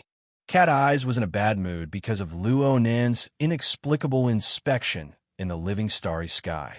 Now that she had found this opportunity with great difficulty, how could she let him go? No matter what the cause is, this is still a political parade in name. Most of the people gathered here right now are youths with excess energy. They stand amidst hundreds of thousands of companions. Under the control of group mentality, they are hot-blooded and fearless. They are worried about not having a place to vent. Tonight's performance is a channel for them to vent. Right now, you're telling them that the parade has been stopped and the performance has been canceled due to an unwarranted danger. Do you believe me if I told you that you only need to leak a bit of information and you can cause a riot in minutes? Luo Nan went, oh. He ignored Cat Eye's crazy retort. He asked Yi Wayne, has the clone body been sent to the laboratory? Where is it roughly right now? Cat Eyes was in a bad mood. Luo Nan's attitude caused the sharp thorns of her vicious energy to stab empty air. This was not all. The hidden and incorporeal sealed system gave her more and more pressure. Her experience grew worse and worse. It was as if she was situated in the middle of a large-scale production line that was operating at full capacity. All she could hear was the rumbling of machines. It would have been fine if she was an outsider visitor. But the key problem was that she was a member of this production line. Whether it was a worker, a machine, or a product, her position was determined by a certain person. Cat Eyes stared at Luo Nan. Her heart was restless. She really wanted to charge forward and bite this young man's throat. However, restlessness was restlessness. The thought only spun a few times in her mind before it was annihilated in a puff of smoke under the heavy pressure of the majestic system. She pursed her lips and watched Luo Nan carefully understand the relevant details of the clone body from Yi Wayne. She was clear in her mind. This seemingly childish big boss, who was essentially emotionless, had already driven the resources of the system he controlled to touch upon a deep level that ordinary people could not even imagine. When the resources of this boss's system were driven by his excessive rational strength, Cat Eyes, as a member of the system, was able to feel the cold and penetrating clairvoyance. She was able to sense the terrifying mutation that had unknowingly seeped into her. Honestly, the childish little show was cuter. In other words, the clone body hasn't been shipped out of the plaza yet? Yes. Only a cell sample has been sent out. Oh. Chapter 475. Soon, Luo Nan found his target, the so-called clone body of an ability user. Of course, he was unable to directly observe it. He was able to lock onto it through the indirect projection of the other people present. Right now, the clone body was still in the form of Luo Yuan. His entire body was shackled from head to toe, and he seemed to have been injected with tranquilizers. However, these methods seemed a bit redundant. This person seemed to have lost all ability to think. He sat quietly on the chair, his eyes empty and without luster. Luo Nan took advantage of the fact that there were people next to the clone body to probe, but it was hard for him to get any results. To the side, Cat Eyes felt that Luo Nan was scheming something big, but after suppressing herself for a while, her death-seeking mentality prevailed. She wanted to stir up a bit of trouble, so she poked him in the open. What are you planning? Nothing. Luo Nan responded very honestly.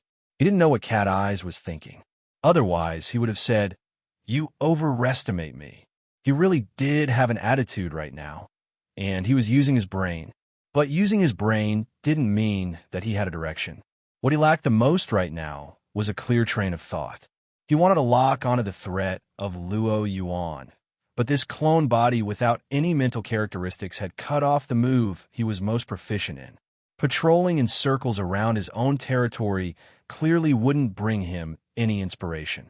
His current state was, to put it bluntly, very suspiciously like he was putting on airs. What should he do?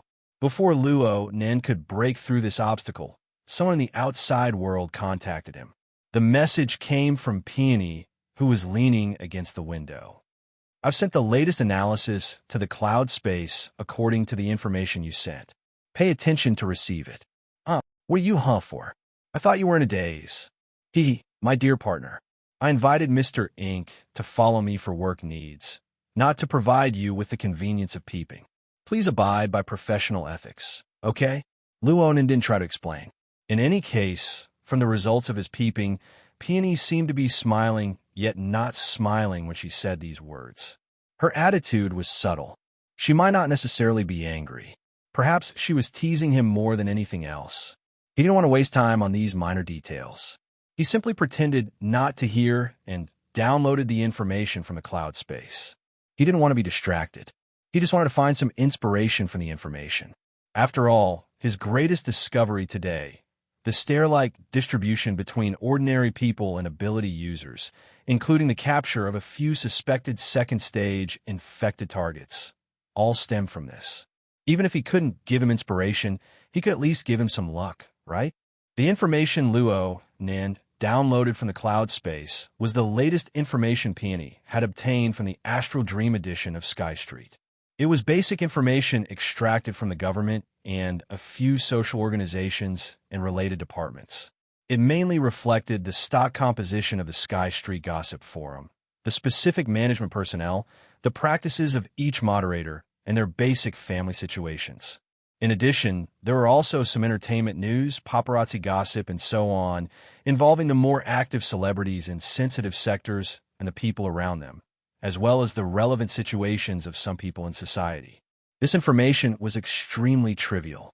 Luonin roughly scanned the basic data section. It was simply fragmented. It was a tangled mess. However, Peony only used a few simple data sequencing calculations and then readjusted and combined them. For some unknown reason, she was able to scoop out a few extremely important clues. Moreover, the directionality was extremely clear, realizing a directional focus. It was reasonable and convincing. Out of the 5 suspected targets superiors, 3 of them are popular idols. These 3 people did not belong to the same company, and their relationship with each other was very ordinary.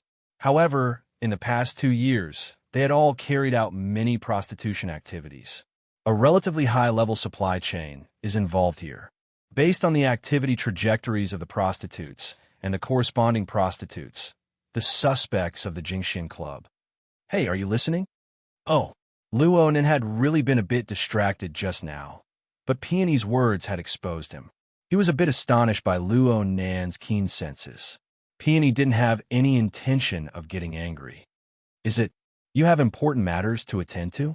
Well, you could say so. Since she was this considerate, Luonin didn't need to hide anything. I obtained some inspiration from you. I'll definitely ask you for guidance regarding data analysis later. Peony rested her chin on one hand as she looked out the window at the ink combing her feathers. She was a bit bored to death. Though we've been partners for a few days, I still have to pay for advanced courses. If you really do have something to attend to, then go do it. Actually, I feel that everyone's mission should have been completed by now that we've investigated to this point. Really, this involves a few special circles. I don't believe that Trigate security needs to go deeper. Let's not talk about this. I will report this information to Trigate security at the same time. As for whether or not we should continue to investigate, that will be up to the client to decide. Luonin really didn't put too much thought into this matter. He just said, okay, if there's nothing else, then I'll get off work early. I'll find someone to apologize to in passing. Luonin spoke a few polite words. I'm very sorry for delaying your date, but you can probably watch a concert with that person at this hour. This suggestion isn't bad. If it helps in the final outcome, I will thank you. I wish you good luck. It was this kind of blessing again. However, Luonin felt that he really did need a bit of luck right now. Soon, Luonin's entire mind returned to the problem from before. It was just that there was a bit of inspiration in his mind. It was just as he said. The source of the inspiration came from Peony's data analysis method. This gave him a wonderful association. He subconsciously flipped through the downloaded analytical materials, especially the comparison between the basic data and the final data chart. Luonin gradually understood how Peony was able to pull out the clues hidden beneath the trivial fragments through comparison, categorization, and displacement. This method made Luonin gasp in admiration, but it also gave him a feeling of intimacy. This was because a month ago, Luo Nen had used a similar method to integrate an enormous amount of disorderly information fragments. He used a completely new perspective to create a new explanation of the old world. Yes, he was talking about the life sketches, the living starry sky. Luo Nen created the life sketches and constructed the living starry sky. Actually, it was all for the sake of sorting out the enormous amount of disorderly information brought about by his mental senses after the explosive growth of his soul strength. This was to reduce the pressure on his body and soul. For this reason, he drew a sketch of his observation target from a holistic, figurative, and fuzzy perspective. He even made a crucial choice. He gave up information on the pure material plane and only paid attention to the domain of life where the mental and material planes interfered. The problem he encountered today was precisely because of that trade-off. A clone life form, especially a clone life form that was rapidly catalyzed, would most likely not have the opportunity to make contact with the outside environment before carrying out a mission. The clone itself didn't possess the conditions to produce consciousness. The so-called consciousness that this ability user clone body had always displayed might very well be the result of remote control or even a pre-implanted program. In this way, even if the clone body possessed a complete human form and every organ and tissue system was complete and effective, the living starry sky wasn't sensitive to information on the pure material plane. His experience in the underground passageway proved this point. The clues seemed to have been cut off here, but in reality, this was the crucial node for the birth of inspiration.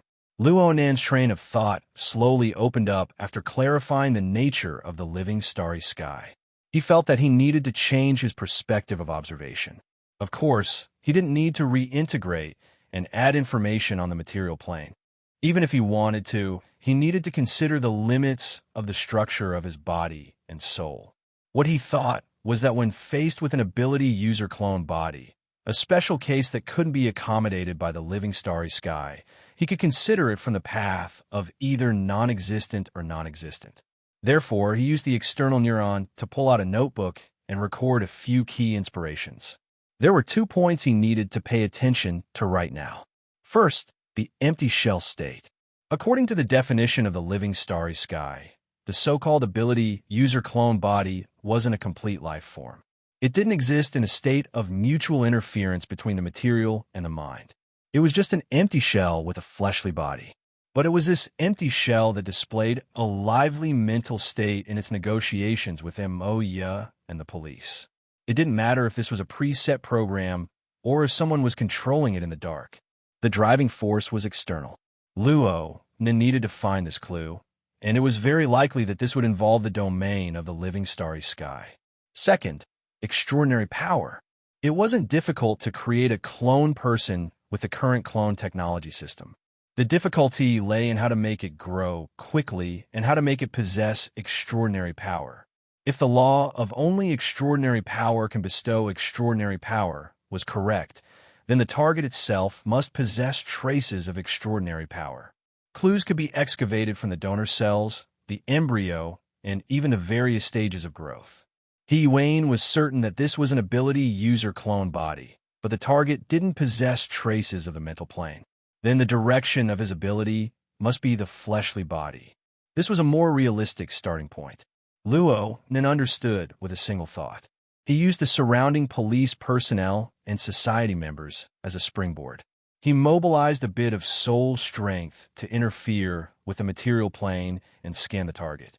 The scanning wasn't done randomly. Luo Nen could be considered a professional after cultivating in the Divine Yu Gym for a period of time. The knowledge he learned from Gym Master Xiao just so happened to be put to use. Luo Nen remembered Gym Master Xiao once said that although there were simple and nimble differences in cultivation, the essence of all fleshly body strength was nothing more than the 4 words bodily functions. The body was the foundation. Bodily functions were the direction. Fleshly body ability users were those who strengthened the foundation of the body. They mobilized the direction of bodily functions. They made it so that they could maintain the basic requirements of life and even ensure a good quality of life. They still had sufficient strength to destroy the foundation of life with pure fleshly body strength. Therefore, to observe the foundation of others, one had to start with bodily functions. One had to observe the structure of the body and observe the flow of vital energy to determine the root receptacle. Only then could one further differentiate and analyze the root nature and capture the root mechanism. Chapter 476. Even though the society had already come to a conclusion, Luo Nan still needed to reconfirm it. This helped him establish his own logic. From the looks of things, it was indeed an ability user. The body's basic strengthening, bones, muscles, and neural networks, as well as its special texture and structure, could be seen with a glance by an insider. Of course, there was the possibility of technological modification. One needed to make a further judgment from the functions of the body. The changes in the human body's functions were more hidden. One needed to start probing from the internal organs, blood flow, nervous reflexes, and so on. It had to be comprehensive. But the problem was that the target was nearly 10 kilometers away from Luo Nan. He could only indirectly capture it through the living starry sky. Relying on this method to mobilize a small amount of soul strength was like scratching an itch through one's boot. Luo Nan scratched a few times, but was unable to grasp the gist of it. In the end, he could not help but ask Wayne, "Can we meet that one side? That one? An ability user clone. I think I might be able to find a new clue." Before Wayne could respond, Cat Eyes had already exclaimed in admiration, "You know it's a bomb, yet you still want to go?" Luo Nan simply ignored her. Wayne's expression did not change. She answered sure. Cat Eyes was shocked, but Wayne immediately changed the topic. "Let's meet at the laboratory. The clone will be transferred to the branch laboratory soon. You just happen to be going there." The branch laboratory. Where is it? Luo Nan did not react for a time. He simply asked, but Cat Eyes made a fuss over nothing. Shangding. Wayne first instructed Si Guosheng to reserve the elevator. Then she answered, "According to the established arrangements, we will go to the Shangding building and spend the night there. Considering the direction of the enemy's current information leak, inviting Mr. Luo there should be the safest choice." The Shangding Grand Xia was where the Xia City branch office was located. This name was fake. Its true security lay in the fact that the Xia City branch president, Ouyang Chun, spent all year long in the laboratory on the 13th floor of the Shangding building.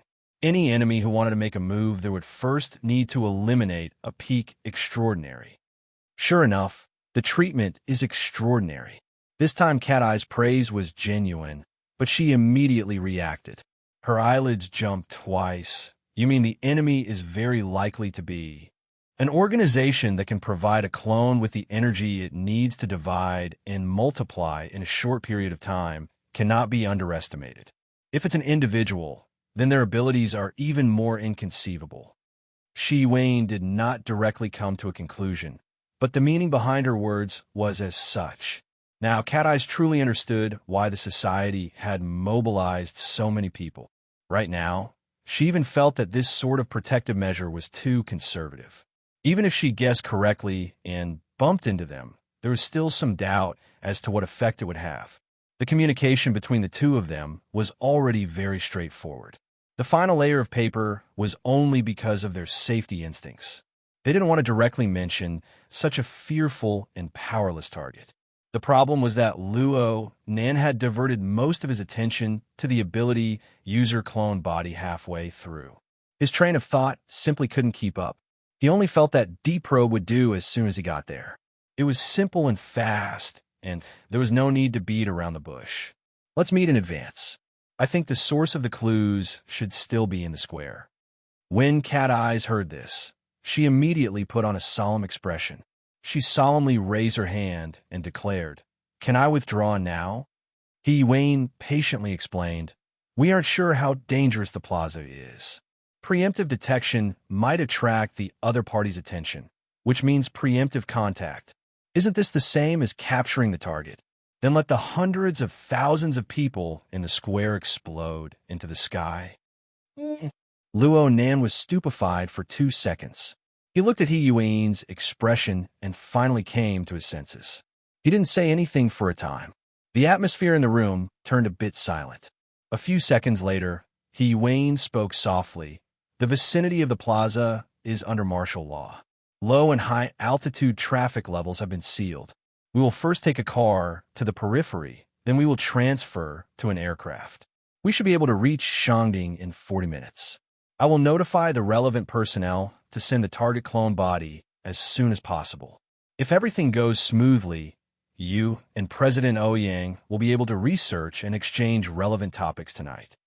Luonan still didn't say anything. He just nodded. The car is ready. Let's go. The group of people crowded around Luonan and headed for the backup elevator. Si Guisheng was standing guard over there. He was a bit surprised when he saw Luonan and the others come over. We still need to wait for around 3 minutes. He Wayne paused for a moment before nodding. Got it. Cat Eyes watched from the side. She felt that this was quite interesting. From He Yuan's perspective, this 3-minute delay could already be considered a mistake. Clearly, her forceful confrontation with Boss Luo had caused her mind to fluctuate a bit. Was it worth it? Everyone was waiting for the elevator. Luo Nan's head was lowered in a daze. It was unknown where his thoughts were going. There was still time. Cat Eyes thought for a moment and moved closer to He Yuan. She laughed lowly and said, "Serving a capricious boss is quite stressful." He Yuan glanced at her and actually admitted, "There's pressure." Cat Eyes chuckled. "I heard that you guys gave him a lesson before, but it seems like the results weren't that great. He still lacks the necessary general knowledge." He Yuan shook her head. "We can give Mr. Luo some general knowledge, but it's impossible for Mr. Luo to share his personal perspective with us. Once there's a conflict, it's very difficult for me to make an accurate judgment.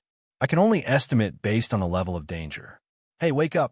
Cat Eyes extended her hand to touch He Yuan's forehead. "Do you have a fever? Or do you have the legendary Hidden M constitution?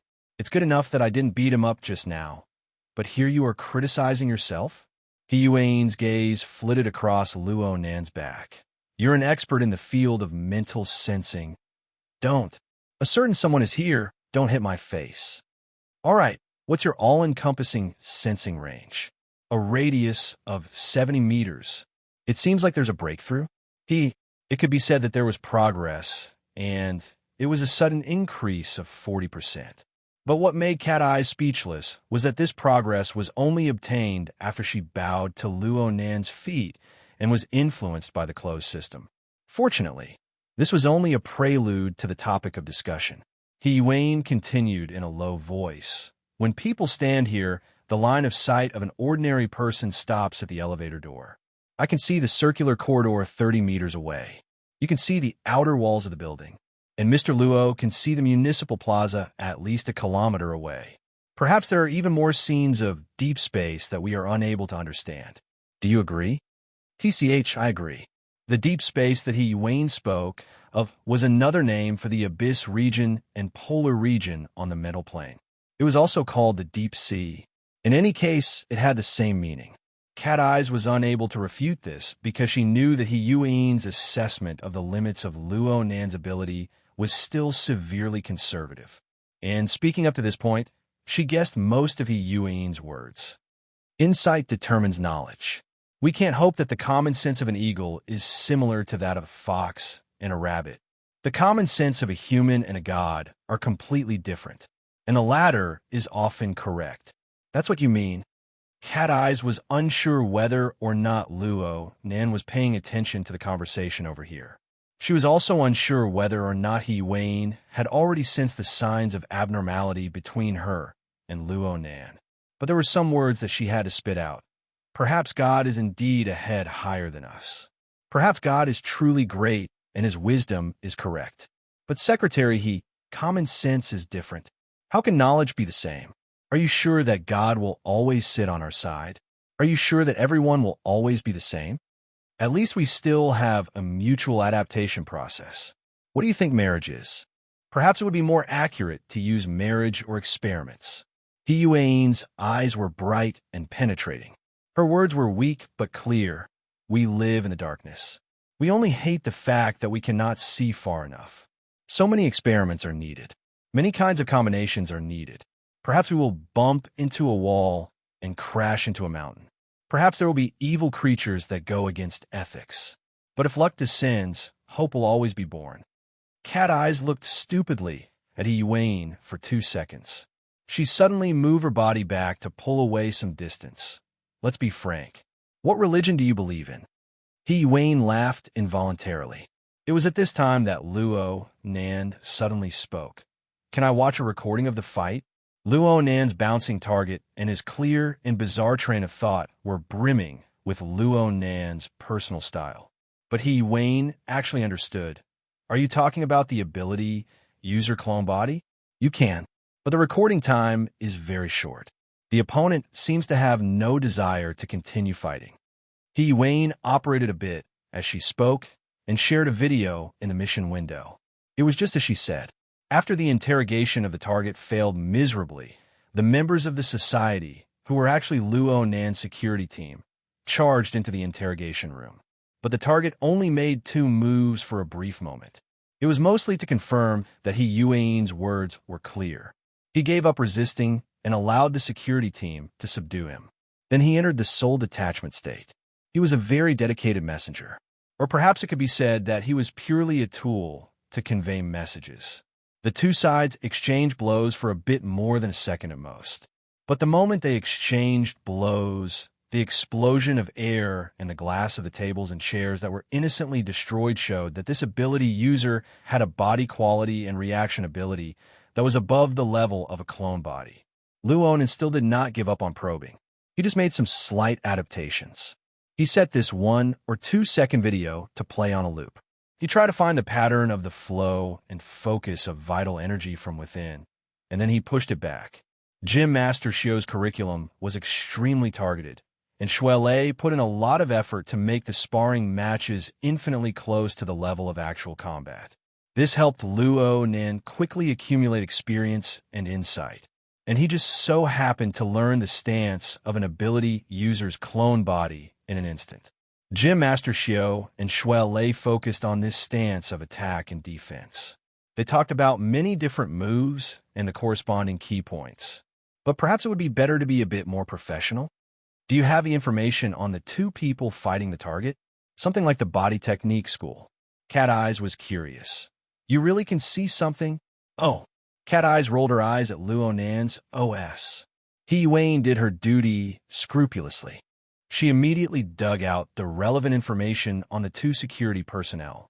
She paid close attention to Luo Nan's security team. She left nothing out. Luo Nan glanced at her. Can I share this with others? I want to ask Leister for some reference.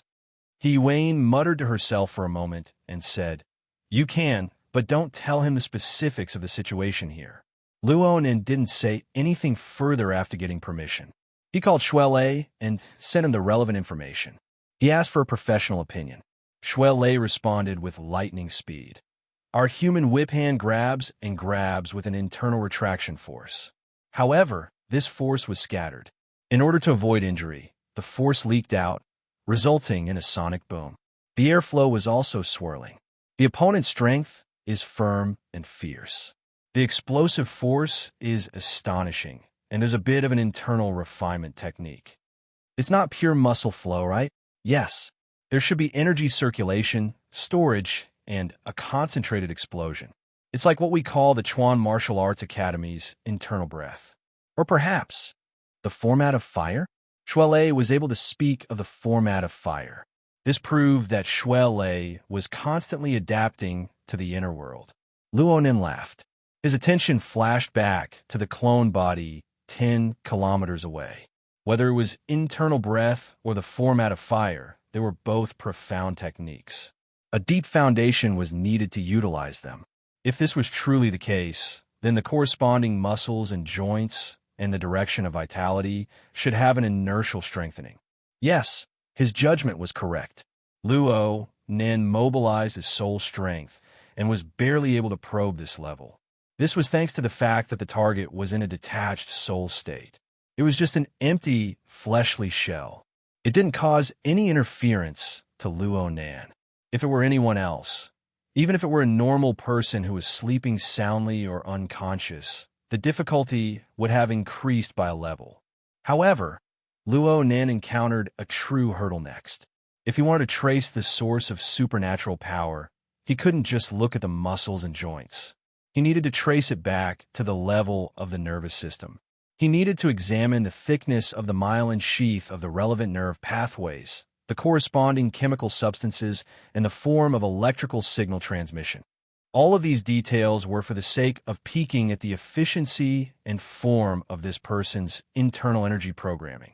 The so-called internal energy programming was something Luo Nan had comprehended from the burner simulator, the format of fire. The name was also something he came up with himself. The researchers of the archetype format created the special form of energy known as the format of fire. It was known to be a method that far exceeded the combustion efficiency of ordinary people.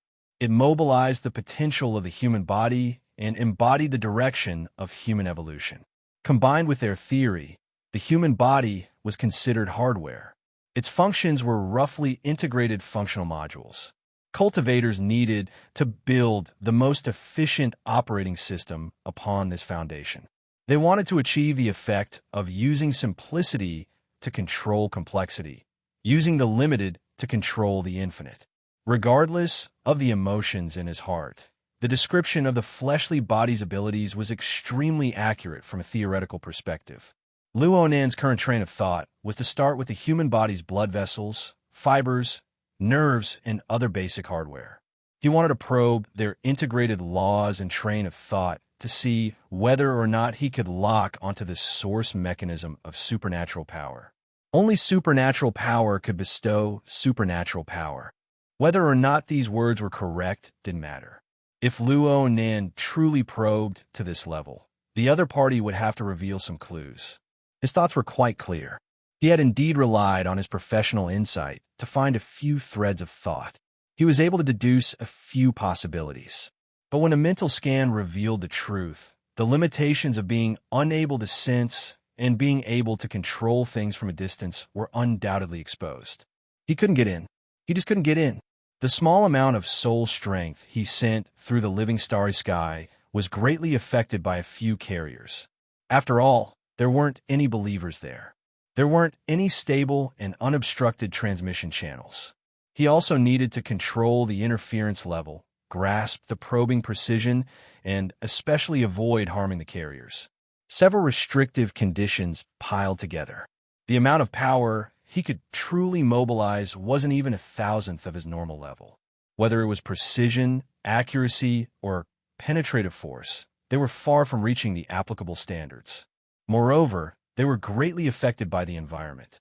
Not to mention anything else, just the fact that a few related people were coming and going was enough to make his efforts collapse. Luo Nan was a bit irritated after several fruitless attempts. He fiercely smacked the side panel of the elevator, and an empty sound rang out. His soul strength also smashed down a vent on the probing target. Everyone in the elevator gave him sidelong glances. Luo Nan didn't pay any attention to them. He just felt even more depressed. He could hear the echo when he smashed the wall. He knew whether it was empty or full. But when his soul strength smashed over, Luo Nan's movements froze. 10 kilometers away, in the public security center of the municipal plaza, the ability user clone body shackled to a chair remained motionless. The nearby monitoring personnel didn't sense any abnormalities. However, Luo Nan could faintly sense that when his soul strength smashed over in a venting manner, the target should have received some external stimulation. There was some feedback, and it appeared in the living starry sky. Oh, it wasn't the target himself. There was no mental activity over there. What truly responded was the surrounding environment. Luo Nan's venting smashing attack did not control the range well.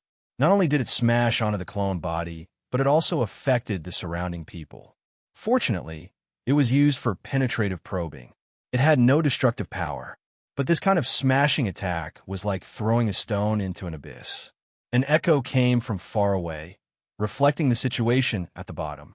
There was a circle of people inside and out, and in the middle was a living dead.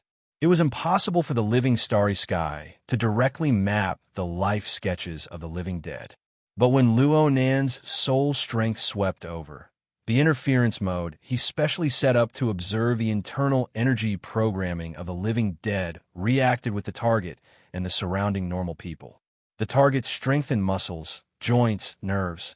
These superficial fragments of information, under the unification of the fleshly combat theory, inadvertently formed a certain aspect of the internal energy programming. Even though it was just scraps and a claw, even though it was weak beyond comparison, it still revealed its unique characteristics. But this alone wasn't enough. The key lay in the fact that the interference probe mode Luo Nan's setup was targeted at the living dead. It was targeted at the empty shell of a fleshly body that didn't possess self-awareness, powerful bodily functions, and astonishing explosive power. Any normal person would naturally radiate life, psionic pressure, and the probing waves would be completely obliterated into nothingness. One was raised, and the other was suppressed. The outward appearance was a clear difference between the peaks and troughs of the waves. It formed a unique echo that only Luo Nan could hear.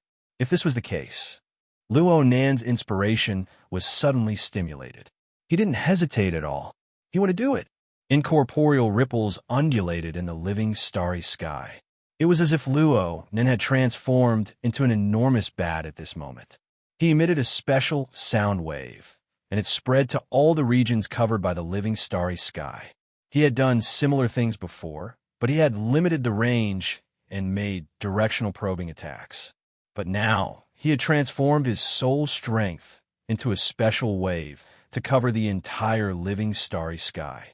He had taken the initiative to probe millions of people. His impression of this was unprecedented. He had never even thought about it before. If Luo Nan's control was a bit careless, if he messed up the interference mode, if the level of his power was off, and if the probing waves were not dissolved in time, he would attack millions of people at the same time. He would become public enemy number one. This was no joke. Fortunately, Luo Nan was used to operating on the mental plane. The buffer zone was large, and his control was sufficient. Nothing unexpected happened when the wave of probing went down. The vast majority of people passed by in a daze. They were completely unaware that a deranged young man had greeted them at the same time and received a special response. At this moment, Luo Nan could probably say that it was as if he had the help of the gods.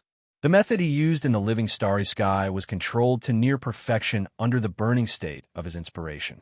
Even He Wayne, who was close at hand, didn't detect it. Only Cat Eyes, who was within the system, had a slight reaction.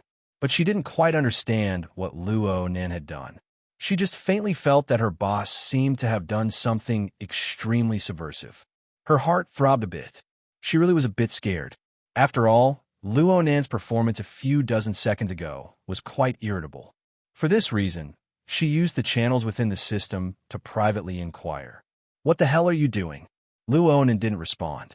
The difference between transcendental observation and active contact with the same target was far greater than the difference between passive radar and active radar. And a considerable portion of the information belonged to the type of absolute reaction. He was unable to precisely control it. Waves of echoes came surging back. An enormous amount of information quickly filled all of his perceptual channels. The large machine of his self-system had to operate at full capacity to digest and identify the information. Now every believer, including Cat Eyes, felt more or less pressured. It was only because of the difference in cultivation and knowledge that there was a difference. Cat Eyes turned slightly pale. Luo Nan couldn't care about anything else. He used all of his mental energy to identify the information. He searched for the unique voice sprint amidst the large amount of disturbing noise. He gradually determined its number, location, and level. Ding! The backup elevator arrived. The elevator door opened, but it was empty inside. Siguisheng, who was in front of the control panel, reached out and pressed the button to open the door. He cast his gaze toward Luo Nan. In reality, the gazes of everyone in the elevator were focused on Luo Nan's body. If his core character didn't move, then no matter how the others moved, it would be meaningless. Luo Nan's sudden eruption of irritable emotions made everyone confused and even more helpless. 2 seconds passed, and Luo Nan still didn't move. He still had one hand on the wall, and his head was lowered. It looked like he was thinking, but but it also looked like he was continuing to be angry with himself. Wayne thought for a bit and took a step forward. She said softly, "Mr. Luo, we're going to wait a moment." Luo then interrupted Wayne's words. He continued to support himself against the wall with his head lowered. His breathing was a bit hurried. Not long after his voice fell, the crisp sound of a high heel hitting the ground came from far away. There were other footsteps mixed within. Then someone laughed and said, "Sister G, our luck is pretty good. We made it in time." The two people pushed open the wooden door to the safety passageway as they spoke and walked into the elevator. One of them was a young man wearing a suit and leather shoes, but he carried 2 large bags.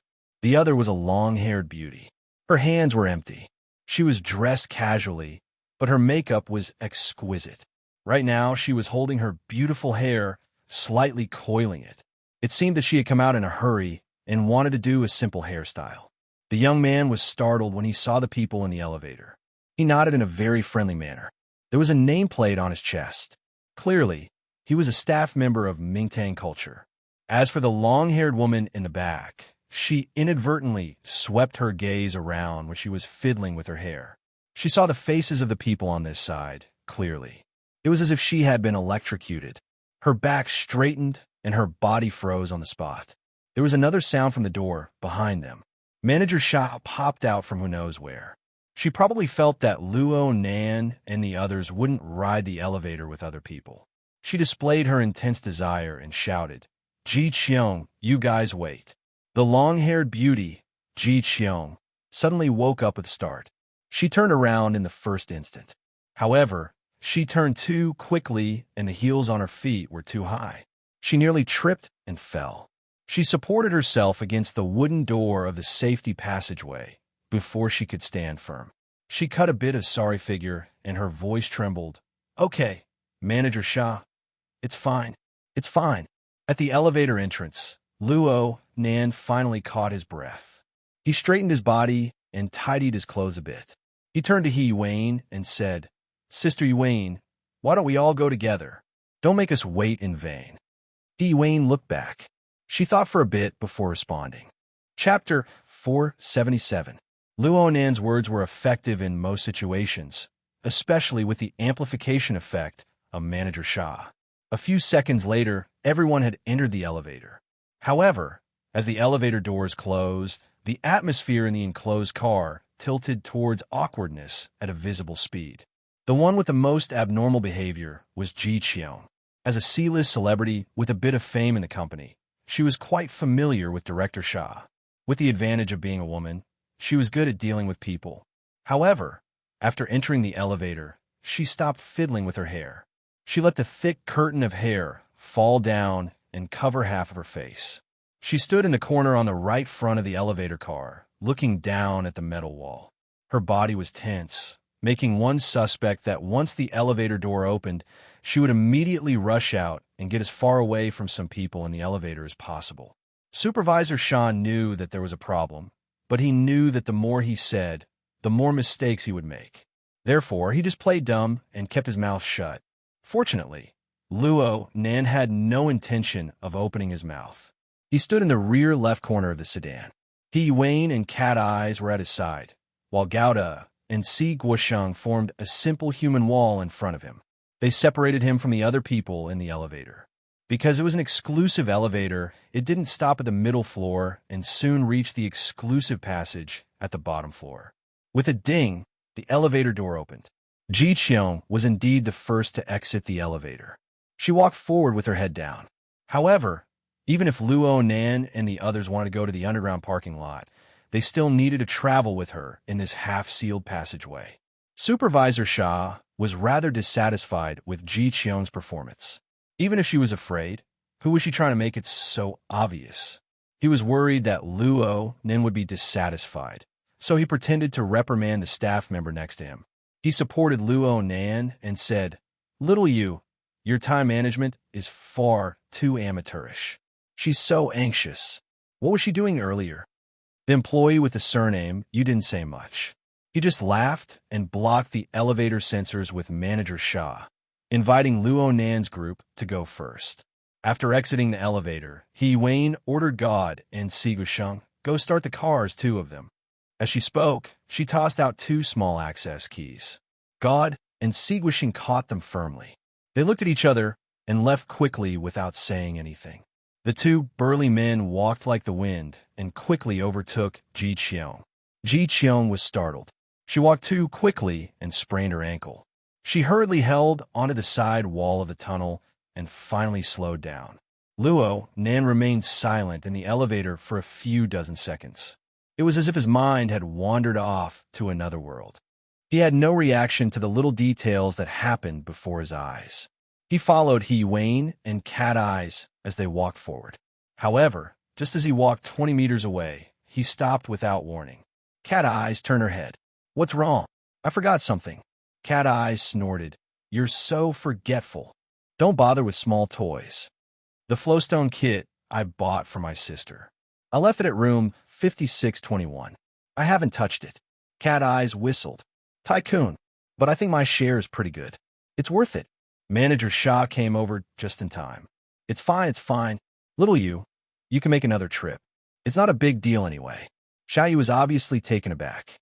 Luo Nan's gaze swept over. He shook his head and said, "No need to trouble yourself. It's not a big deal. The elevator hasn't even gone up yet." Manager Shah maintained a fawning smile on his face, but he was already quite unhappy with Xiaoyu's hesitation. Youngsters these days can't even keep their eyes peeled. How can they get a promotion and pay raise in the future?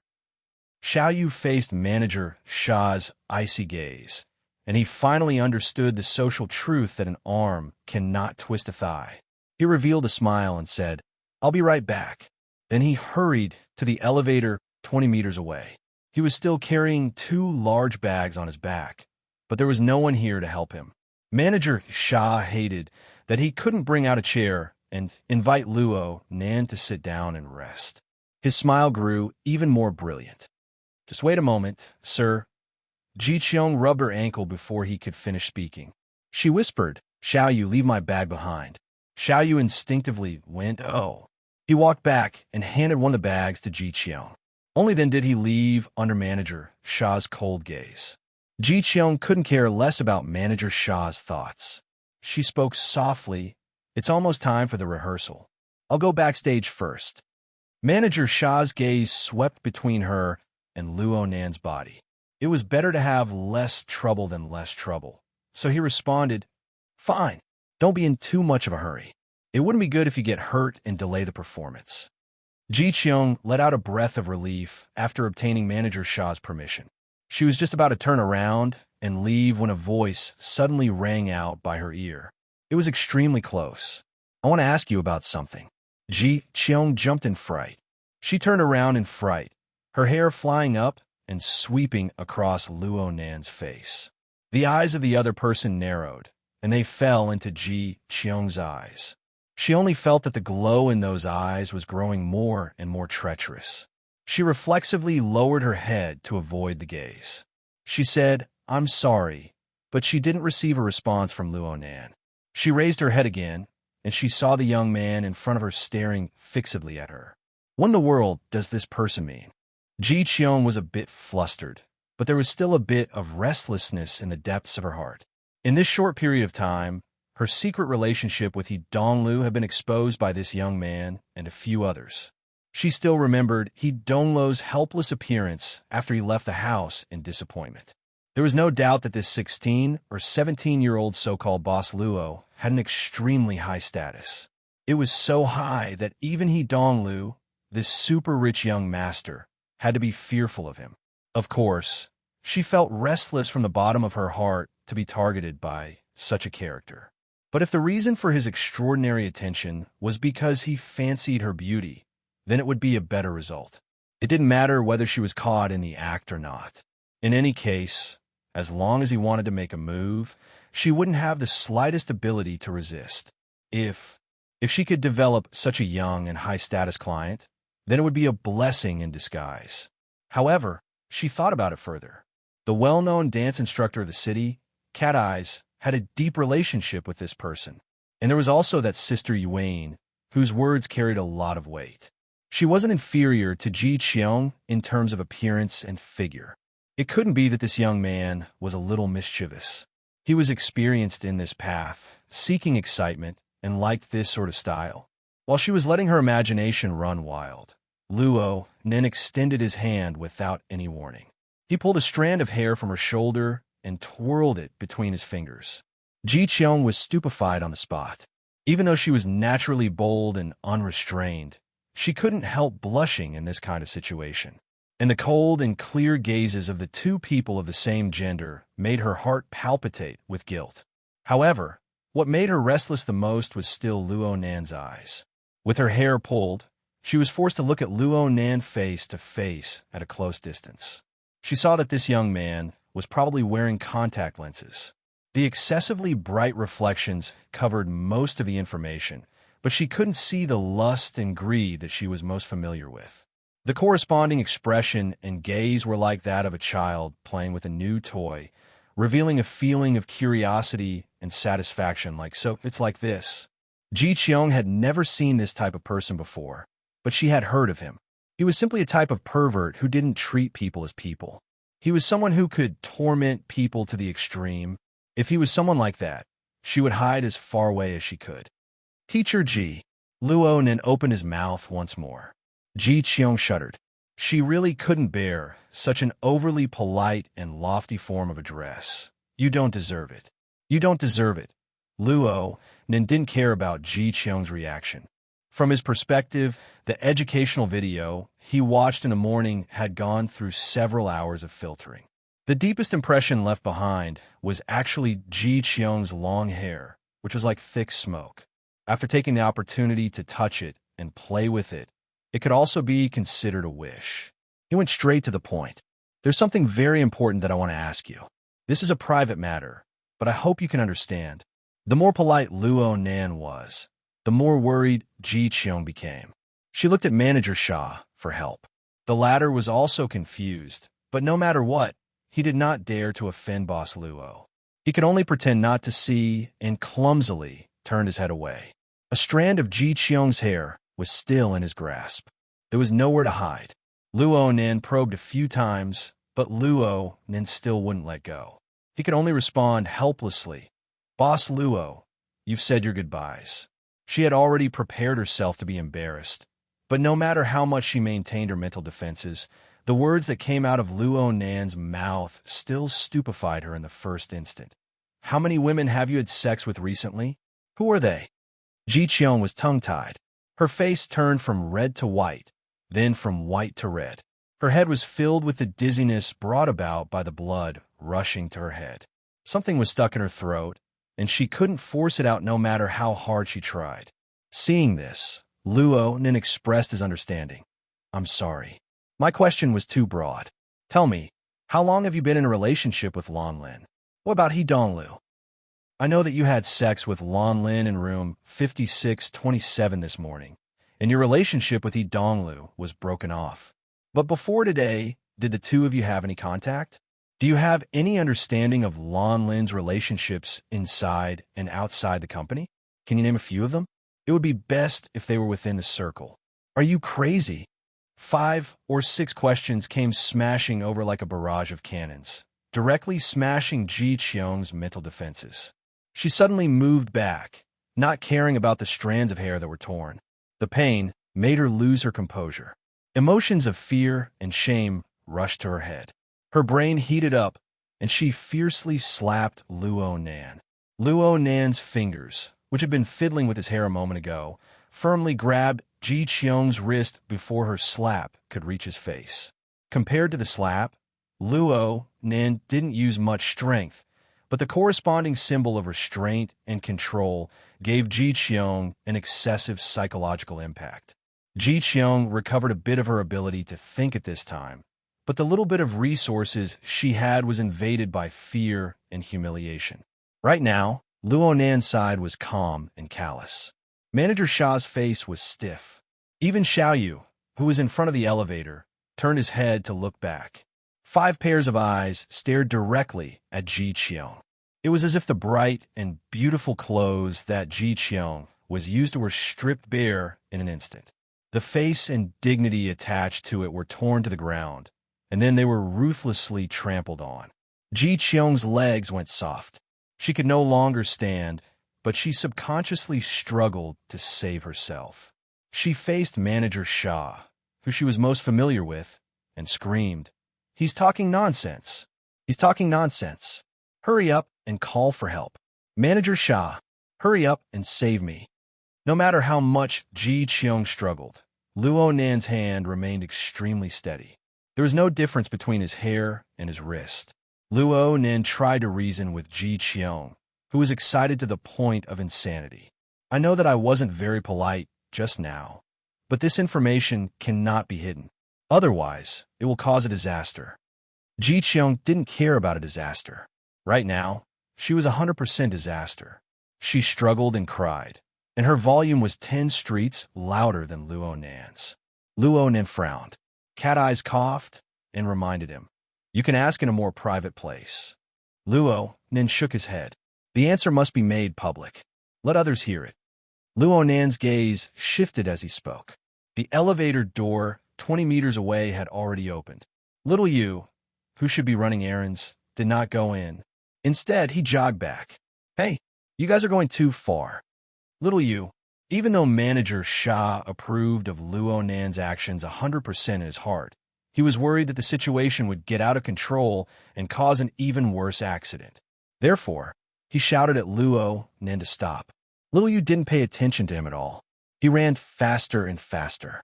Luo Nan gazed at this young man who was filled with righteous indignation. He suddenly spoke, "Go back. Everyone mind their own business."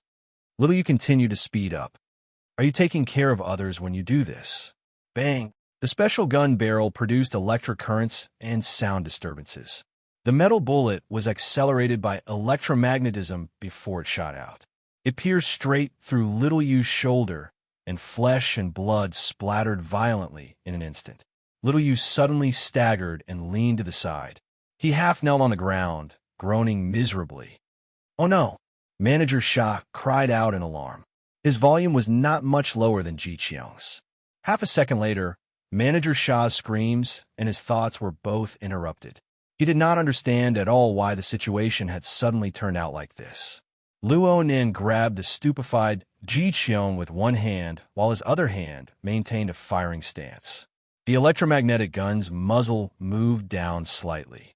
This time, he locked onto the vital point of Little Yu's back. He Wayne stepped forward without a sound. She used her shoulder to block the muzzle and her figure.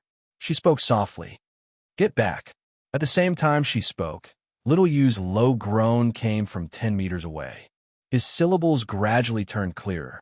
"You're really going too far. Good genes and bad genes are handled by different groups. They're arranged well. But to run into an unreasonable target like you is really bothersome." Though Luo Nan's line of sight was blocked, his senses on the mental plane were more intuitive than his eyes to a certain degree. He listened to the strange sound coming from not too far away. He searched for deeper veins in the surroundings and spoke in passing. "Am I good or bad? Then you really are asking the wrong person. I'm afraid my answer isn't objective." Before his voice faded away, He Wayne suddenly charged forward from above the long corridor. Luo Nan instantly expanded his field of vision, but he still could not see Little Yu's figure.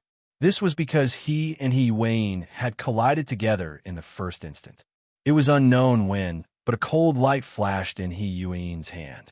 A sharp blade tore through the air, but did not hit its target. Instead, the shockwave of sonic boom that followed caused the corridor to distort. The shockwave was far too fierce. The density of the air was seriously out of balance. He Wayne and Little Yu entered a state of close combat. Back at Frost River Reality, He Wayne had used the move kill in 10 steps to instantly kill an Ablatum Knight of the Order of Justice, Ghost Thunder's Arclight Blade. Unexpectedly, it was completely useless. After 4 consecutive collisions, the sonic boom grew higher and higher.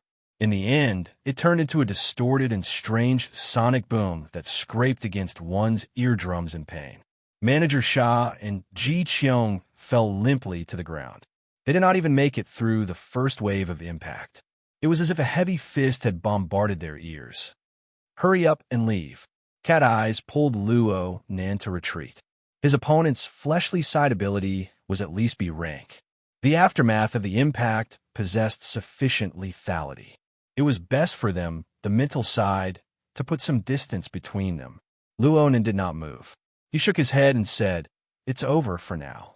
He Wayne returned to Luo Nan's side as soon as she finished speaking.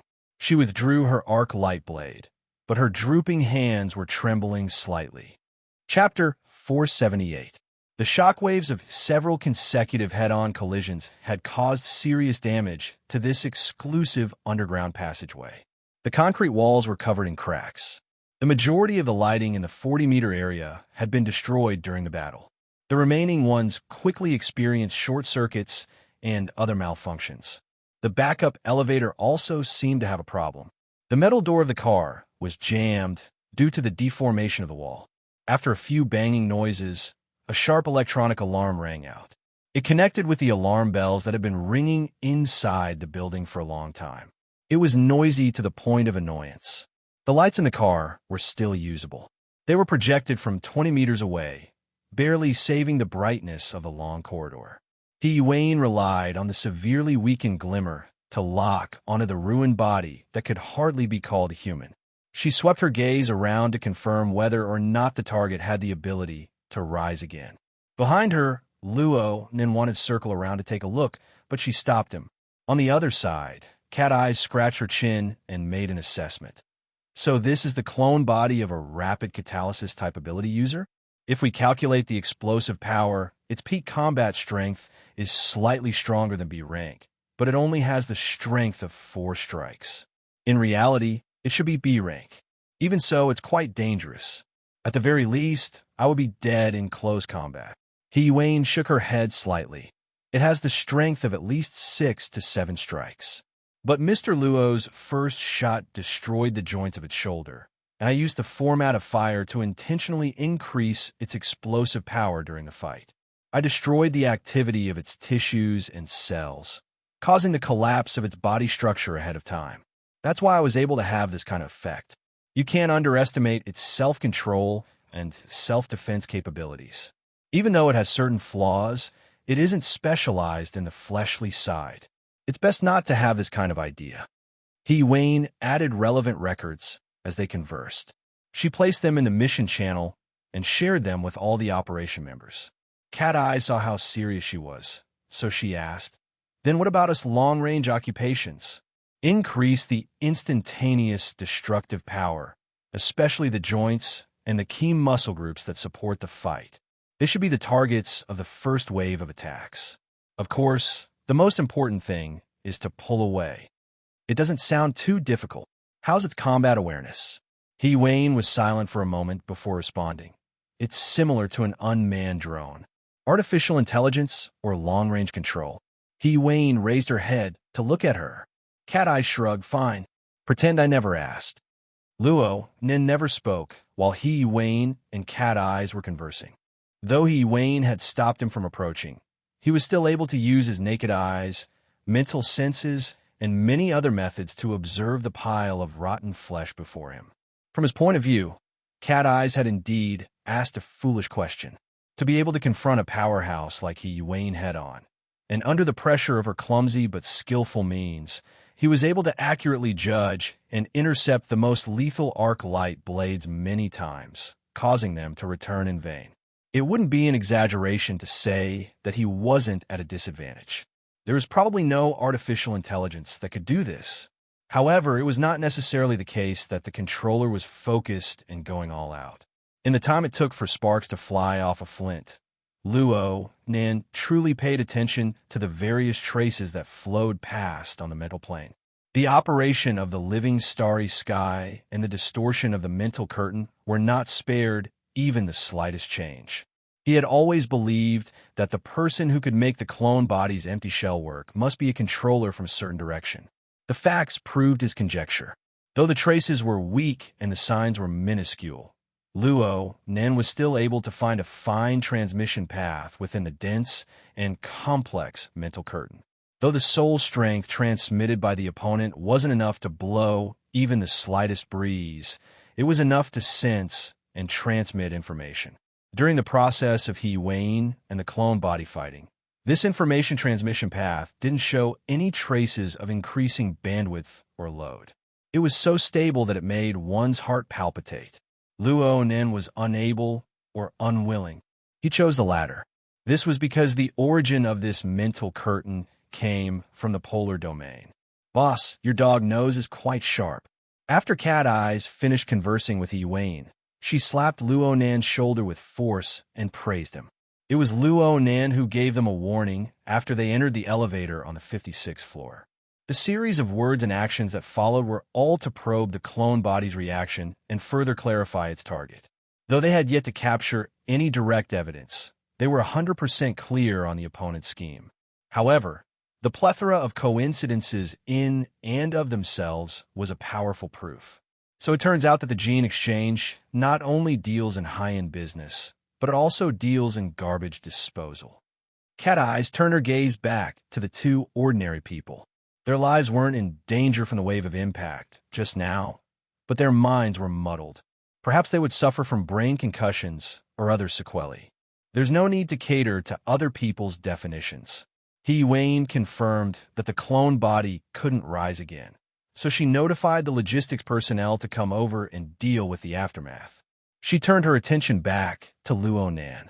The clue Mr. Luo found is extremely valuable.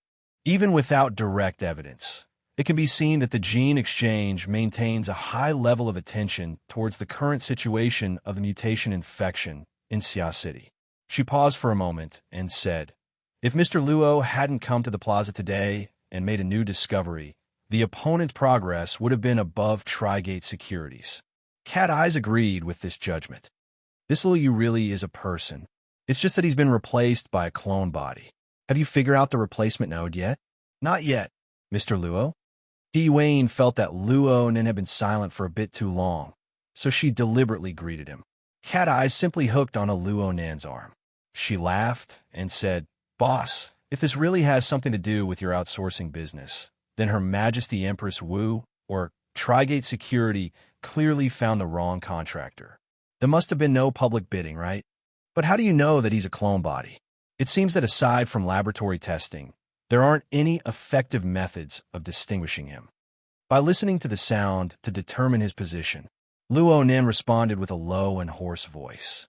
Bullshit. That's the truth. Luo Nen had no interest in bickering with Cat Eyes. Right now he appeared to be carefree and relaxed, but he was actually quite exhausted. On one hand, he had to monitor the sound source of the clone body coming from the entire plaza. On the other hand, he had to lock onto the mysterious information channel coming from the polar domain. On the other hand, he had to make a timely response to the plane of reality. Doing three things at once made him quite exhausted. But then again, the two useless words he exchanged with Cat Eyes gave him another inspiration. Since a certain person was so idle, he might as well give her a bit of work. She was unable to monitor the polar domain, and there was no need to make an immediate response to the scene. But as long as the corresponding details and characteristics were clear, she could share the relevant information and act as a monitor. Cat Eyes felt quite bad being covered by his gaze. Luo Nen felt even worse. The fine strand of soul strength was still lingering in the surroundings. It remained in a weak region from beginning to end. It wasn't like President Ouyang's warping of space and time, nor was it like Her Majesty Empress Wu's earth-shattering power. However, maintaining close monitoring of it was an extremely exhausting matter. Luo Nen originally had a wraith sign under his command that specialized in this sort of work. But now that the Darksider species had been sent into the cloud world, and it had even been forcefully planted into the body of a mushed-mouth ape, it showed signs of growth and evolution. Luo Nen was unable to call it out no matter how hard he tried. He had no choice but to personally go into battle. He continued to pour resources, and the consumption of his mental strength grew greater and greater. The only thing that could be considered gratifying was that Luo Nan's pure observation mode had made new contributions. Though he had locked onto the opponent didn't have a reciprocal response. The opponent didn't hide too much, and so Luo Nan slowly came to a realization. The core of this strand of soul strength that came from the polar domain wasn't He Yuan. It wasn't Cat Eyes. It wasn't even Luo Nan himself. As for Ji Qiong, Manager Sha, and the pile of clones that were like rotten meat, none of them were. Its target, Cat Eyes, was a bit impatient from waiting in the dark and noisy hallway. The logistics really took a long time. How about we retreat first? I feel that asking about the romantic history of that long-haired beauty will help boost our spirits and clear our thoughts. Of course, if there's someone who can hear the location and determine the location of all the clones in the municipal plaza, then just pretend I didn't say anything. Luo Nen was quite capable, but the focus of his attention was no longer on that. Cat Eyes withdrew her hand from the crook of his arm at this time. She wanted to pick up the unconscious Ji Qiong and Manager Sha. She had the self-awareness of being Luo Nan's assistant. He Yuan didn't raise any objections. After all, guaranteeing Luo Nan's safety was the #1 priority. If Little Yu had really listened and gone upstairs during the fight, just now, then no matter how suspicious they were, they wouldn't have taken a risk to make a move. He Yuan arranged a few more details to the logistics team, then indicated to Luo Nan to move. Luo Nan went, "Oh," and slowly began to move. But He Yuan patted his upper arm just as he took a step forward. "Mr. Luo, the gun." "Oh, I forgot." Luo Nin was still holding a one-shot electromagnetic handgun in his hand. The safety was still on right now. He smiled at He Yuan, turned off the safety, and stuffed the gun back into its holster. He Yuan spoke softly. "That shot was very stable. But if you can't confirm the threat level of the target in the first instant, then the restraining effect on the leg is better. It's also fine on the lower abdomen, which can cause sufficient damage. At the same time, if there's a misjudgment, the current medical conditions can save the situation." She paused a bit after speaking to this point, but within 10 meters, a direct hit to the head or chest isn't a problem. "Secretary He, does your family's boss run an assassin company? Speaking of which, is there anyone who can help?" Luo Nen raised his hand. "Give me one. Sister Yuan needs to react in time in case something unexpected happens." "Don't jinx it. Seeing that you're the boss, I'll give you the long-haired beauty. We can pretend that we didn't see you taking advantage of us." Luo Nen didn't respond to this kind of vulgar joke. He walked over and took Ji Qiong. With his current physique, holding 100 kilograms in one hand was no problem at all. Ji Qiong was still unconscious. Her long hair spilled down, covering half of her charming face. She was delicate and charming. Luo Nan's gaze swept past without pausing. Instead, his gaze paused on the bag by Ji Qiong's feet. "What about their luggage?" "TSK. It's nothing more than cosmetics, performance clothes, and the like. If you're really that kind-hearted, then don't torment her. Are you still hoping for her to go on stage and sing in her current state? Let the logistics pack up." He Yuan stopped the meaningless discussion and indicated for Luo Nan and Cat Eyes to speed up. The three followed the long corridor for another 100 steps before entering the safety passageway. They left the messy battlefield behind them. There wasn't a single person on the long corridor for now. The alarm bell was still ringing, but the lighting of the elevator at the end finally welcomed the fate of short-circuiting. The darkness grew a bit thicker. A sizzling sound seeped out from the ink-like darkness, but it was soon drowned out by the clamor of the alarm bell. But there was a massive shadow on the ground that wasn't affected at all. It grew from small to large and continued to expand. Soon, it broke through the thin outer layer of bindings and was completely exposed to the air. Then it slid along the ground and directly collided with a wall. After a slight pause, the expanding shadow continued to slide. It was perpendicular to the ground and climbed up along the wall. Buzz! Boom! The powerful sound of electricity, the sound of metal bullets piercing through the air, and the sound of flesh piercing rang out. It was as if the expanding shadow had been struck by lightning. Its body, which had already begun to take shape, instinctively contracted violently with the location of the bullet as the core. And at this time, the sound of piercing through the air rang out from the other end of the long corridor. Someone used their powerful arm strength to throw a specially made flare over here. The powerful light tore apart the dark curtain of the long corridor, completely exposing the scene beneath the curtain of darkness. Fine details were revealed. On the floor of the long corridor was the backpack that Xiaoyu had carried during the fierce battle. The backpack had been flung away before the fierce battle, but it had already burst open.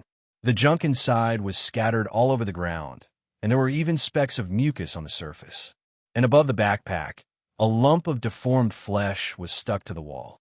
The outer layer of mucus was wrapped in a layer of mucus. This was the source of the mucus on the backpack. It was hard to find a reference object to describe its ugly appearance, not to mention that it was currently twitching violently. It looked to be in extreme pain. Luo Nan, He Wayne, and Cat Eyes walked out from the entrance of the safety passageway. They looked at the strange scene in the distance under the interweaving of powerful light and shadows. Cat Eyes was very astonished. The format of fire can enchant bullets. It was very clear that she had gone off topic. He Wayne's brows were locked tight. She held the electromagnetic handgun in her hand. The gun was Luo Nan's, but she was the one who had fired the gun. The effect looked decent, but it was of no help in explaining the current situation. Luo Nan squinted his eyes and carefully observed the ugly lump of flesh in the distance. His observation strength was quite strong on the mental plane. He even borrowed the society's database to search, but he was still unable to find the origin of this thing. He was also unable to figure out what it was used for. Right now, the flesh on the wall seemed to have suffered heavy injuries. Its body was clearly shriveled, and viscous fluids flowed out from the place where its body was stuck to the wall. Under the powerful light of the flare, an extremely bizarre, silver-gray color appeared. The viscous fluids flowed down from the wall. Some of them seeped into the cracks in the wall that had just formed, but most of them flowed to the ground. They continued to spread under the tension. As this process progressed, the silver-gray luster, which originally had a metallic texture, gradually dimmed. Its surface became coarse, and it was gradually covered with a layer of fine velvet. A pathogenic strain, a biochemical weapon? He Wayne and Cat Eyes spoke at the same time, but He Wayne pulled the trigger once more as she spoke. The powerful magnetic field generated by the electromagnetic coil propelled the metal bullet out of the muzzle. A distance of 60 meters was not worth mentioning under the initial speed of 5 times the speed of sound. The bullet seemed to have just left the muzzle when it pierced diagonally into the mucus-covered wall. Chapter 479. Seeing the effects of Yuane's gunshot, Cat Eyes was truly shocked. "Are you a mage?" Luo Nin shouted. "The enemy has cut off the wiring within the wall. It's guiding the electricity." Before Luo Nan's voice fell, the leaping electrical fire had already covered the entire area of mucus. The dense bacterial strains on the surface instantly began to grow crazily, causing the mucus area to be like boiling porridge. Bubbles rose one after the other. Half a second later, a grayish-white shadow the size of 2 knuckles pounced out of one of the bubbles that exploded. Cat Eye's mental senses were not given for nothing. She immediately confirmed the species of the target that had suddenly appeared. Rats! With the appearance of the first rat came a string of similar short, living creatures. They came in an unending stream, seemingly endless and inexplicably strange. They were small in size, but they shouldn't be things that could be concealed by a layer of mucus. Many of them were flesh-colored larvae within the spreading rat swarm. But after staggering a few steps, their fur gradually grew and their skin turned gray. Their exceptionally sharp incisors flickered with a cold light. Squeaking sounds interweaved with ear-piercing alarm bells, making one's scalp go numb. Cat Eyes looked as if she was watching a clumsy sci-fi drama. After these bacterial strains mature, they directly breed rats? How many links are there in the middle? What about nutrition? What about energy? Guiding electricity, absorbing energy and transforming it. He Wayne found an explanation. It might not be correct, but there was no need to get to the bottom of things at this time. More importantly, the enemy spawned this rat swarm. What are they trying to do? Soon, the movements of the rat tide became clear. They didn't launch an assault. Instead, they scattered and fled in all directions after touching the ground. There were rats in every direction, and their movements were swift and nimble. The three were stunned for a moment. Wayne was the first to react. Gene samples. The answer was a bit jumpy, but Luo, Nan, and Cat Eyes understood in an instant. Since Little Yu was in charge of collecting inferior genes, perhaps he had already obtained some results and was carrying them with him. Now that the clone had collapsed and the mission was interrupted, the early gains were at risk of becoming a wedding dress for others. Of course, they had to try to cut their losses. Luo, Nan, and the others were not too clear on how the enemy carried the gene samples through the rats, but they destroyed whatever the enemy did. Such a train of thought was most likely correct. Luo Nan's train of thought was clear, and he discovered a few new circumstances. Some of them passed through the cracks in the wall. Originally, with the degree of cracks in the wall, the rats wouldn't be able to pass through, but these catalyzed clone bombs showed corresponding capabilities. The young rats in front of them that had yet to fully grow exploded. After a few waves of explosions, they forcefully widened the crack and opened up a path of flesh and blood, giving their brethren space to escape. In this way, in front of the wall, behind the wall, and in every corner, there were shadows of rats leaping about. It made people dizzy, and they couldn't even count the number for a while. Boom! The loud bang and an explosion happened at the same time on the cracked wall. The side wall of the reinforced concrete instantly broke open. Gravel flew everywhere, and dust flew everywhere. The rats that had just broken out were instantly crushed into pieces by such a powerful explosion. The ugly meat patty that had been crawling along the wall was also hard-pressed to escape. Its entire body was torn into several pieces, and its silver-gray body fluid sprayed out. But most of it evaporated into nothingness within the flames. In the next moment, an exoskeleton armor strode in through the hole in the wall. It was painted with a special azure color like the sea, and it had a fully sealed helmet with multiple edges. It showed that this was a deep blue walker. In a certain sense, it represented the highest combat power of an official soldier of the world government. The one controlling the deep blue walker was God. After breaking through the wall, the distorted flames around his body spread out, covering the rat tide in all directions. He used the format of fire to deal fatal damage to these suspected carriers of the gene samples. This was the mantis stalking the cicada, unaware of the oriole behind. Or perhaps it should be said that this was the embodiment of the importance of the reserve team. Wayne had sent the two bodyguards to drive the car when they had just exited the elevator earlier. In fact, it was a code to activate the deep blue walkers. The two former elite burners of the military were C rank at most in terms of their unarmored abilities. They could wear the deep blue walkers, and part of their abilities could enter the B rank range. They were enough to hold their own. Wayne didn't reveal her two trump cards even when she was fighting with Little Yu. It would be a lot easier to mobilize them now. Do a complete sweep. Collect. Don't let go of any body tissue. Wayne naturally raised the level of treatment once again after this incident. God acted according to his orders. Before the logistics team arrived, he would first do the cleaning. However, the situation just now was far too treacherous. It exceeded common sense. After he collected a few pieces of the ugly meat pie, he couldn't restrain himself for once. He took the initiative to ask in the mission channel, "Vice President, is this a nest? You've seen one before." "Yes. I've seen one when I was carrying out a mission in District 87. Later, I used the main laser cannon on the ship to eliminate it." District 87. That's a mature body. You're saying that what we see right now is a nest larva? Cat Eyes was unwilling to be left out. She joined the discussion. A nest? Luo Nan actually knew the relevant general knowledge, but he had to wait for the others to expose it before he connected the theory with reality. He cast his gaze toward the last remaining piece of meat pie on the ground. If he hadn't seen it with his own eyes, it would be very hard to imagine that this was the legendary factory that produced low-end mutants. It was the fatal source of the genetic pollution of the era of distortion. The so-called nest was something that only appeared in the middle of the era of distortion. It was said to be the product of the Earth's natural environment being completely distorted. It was a deformed biological factory. It was like a methane pool of mutant nature.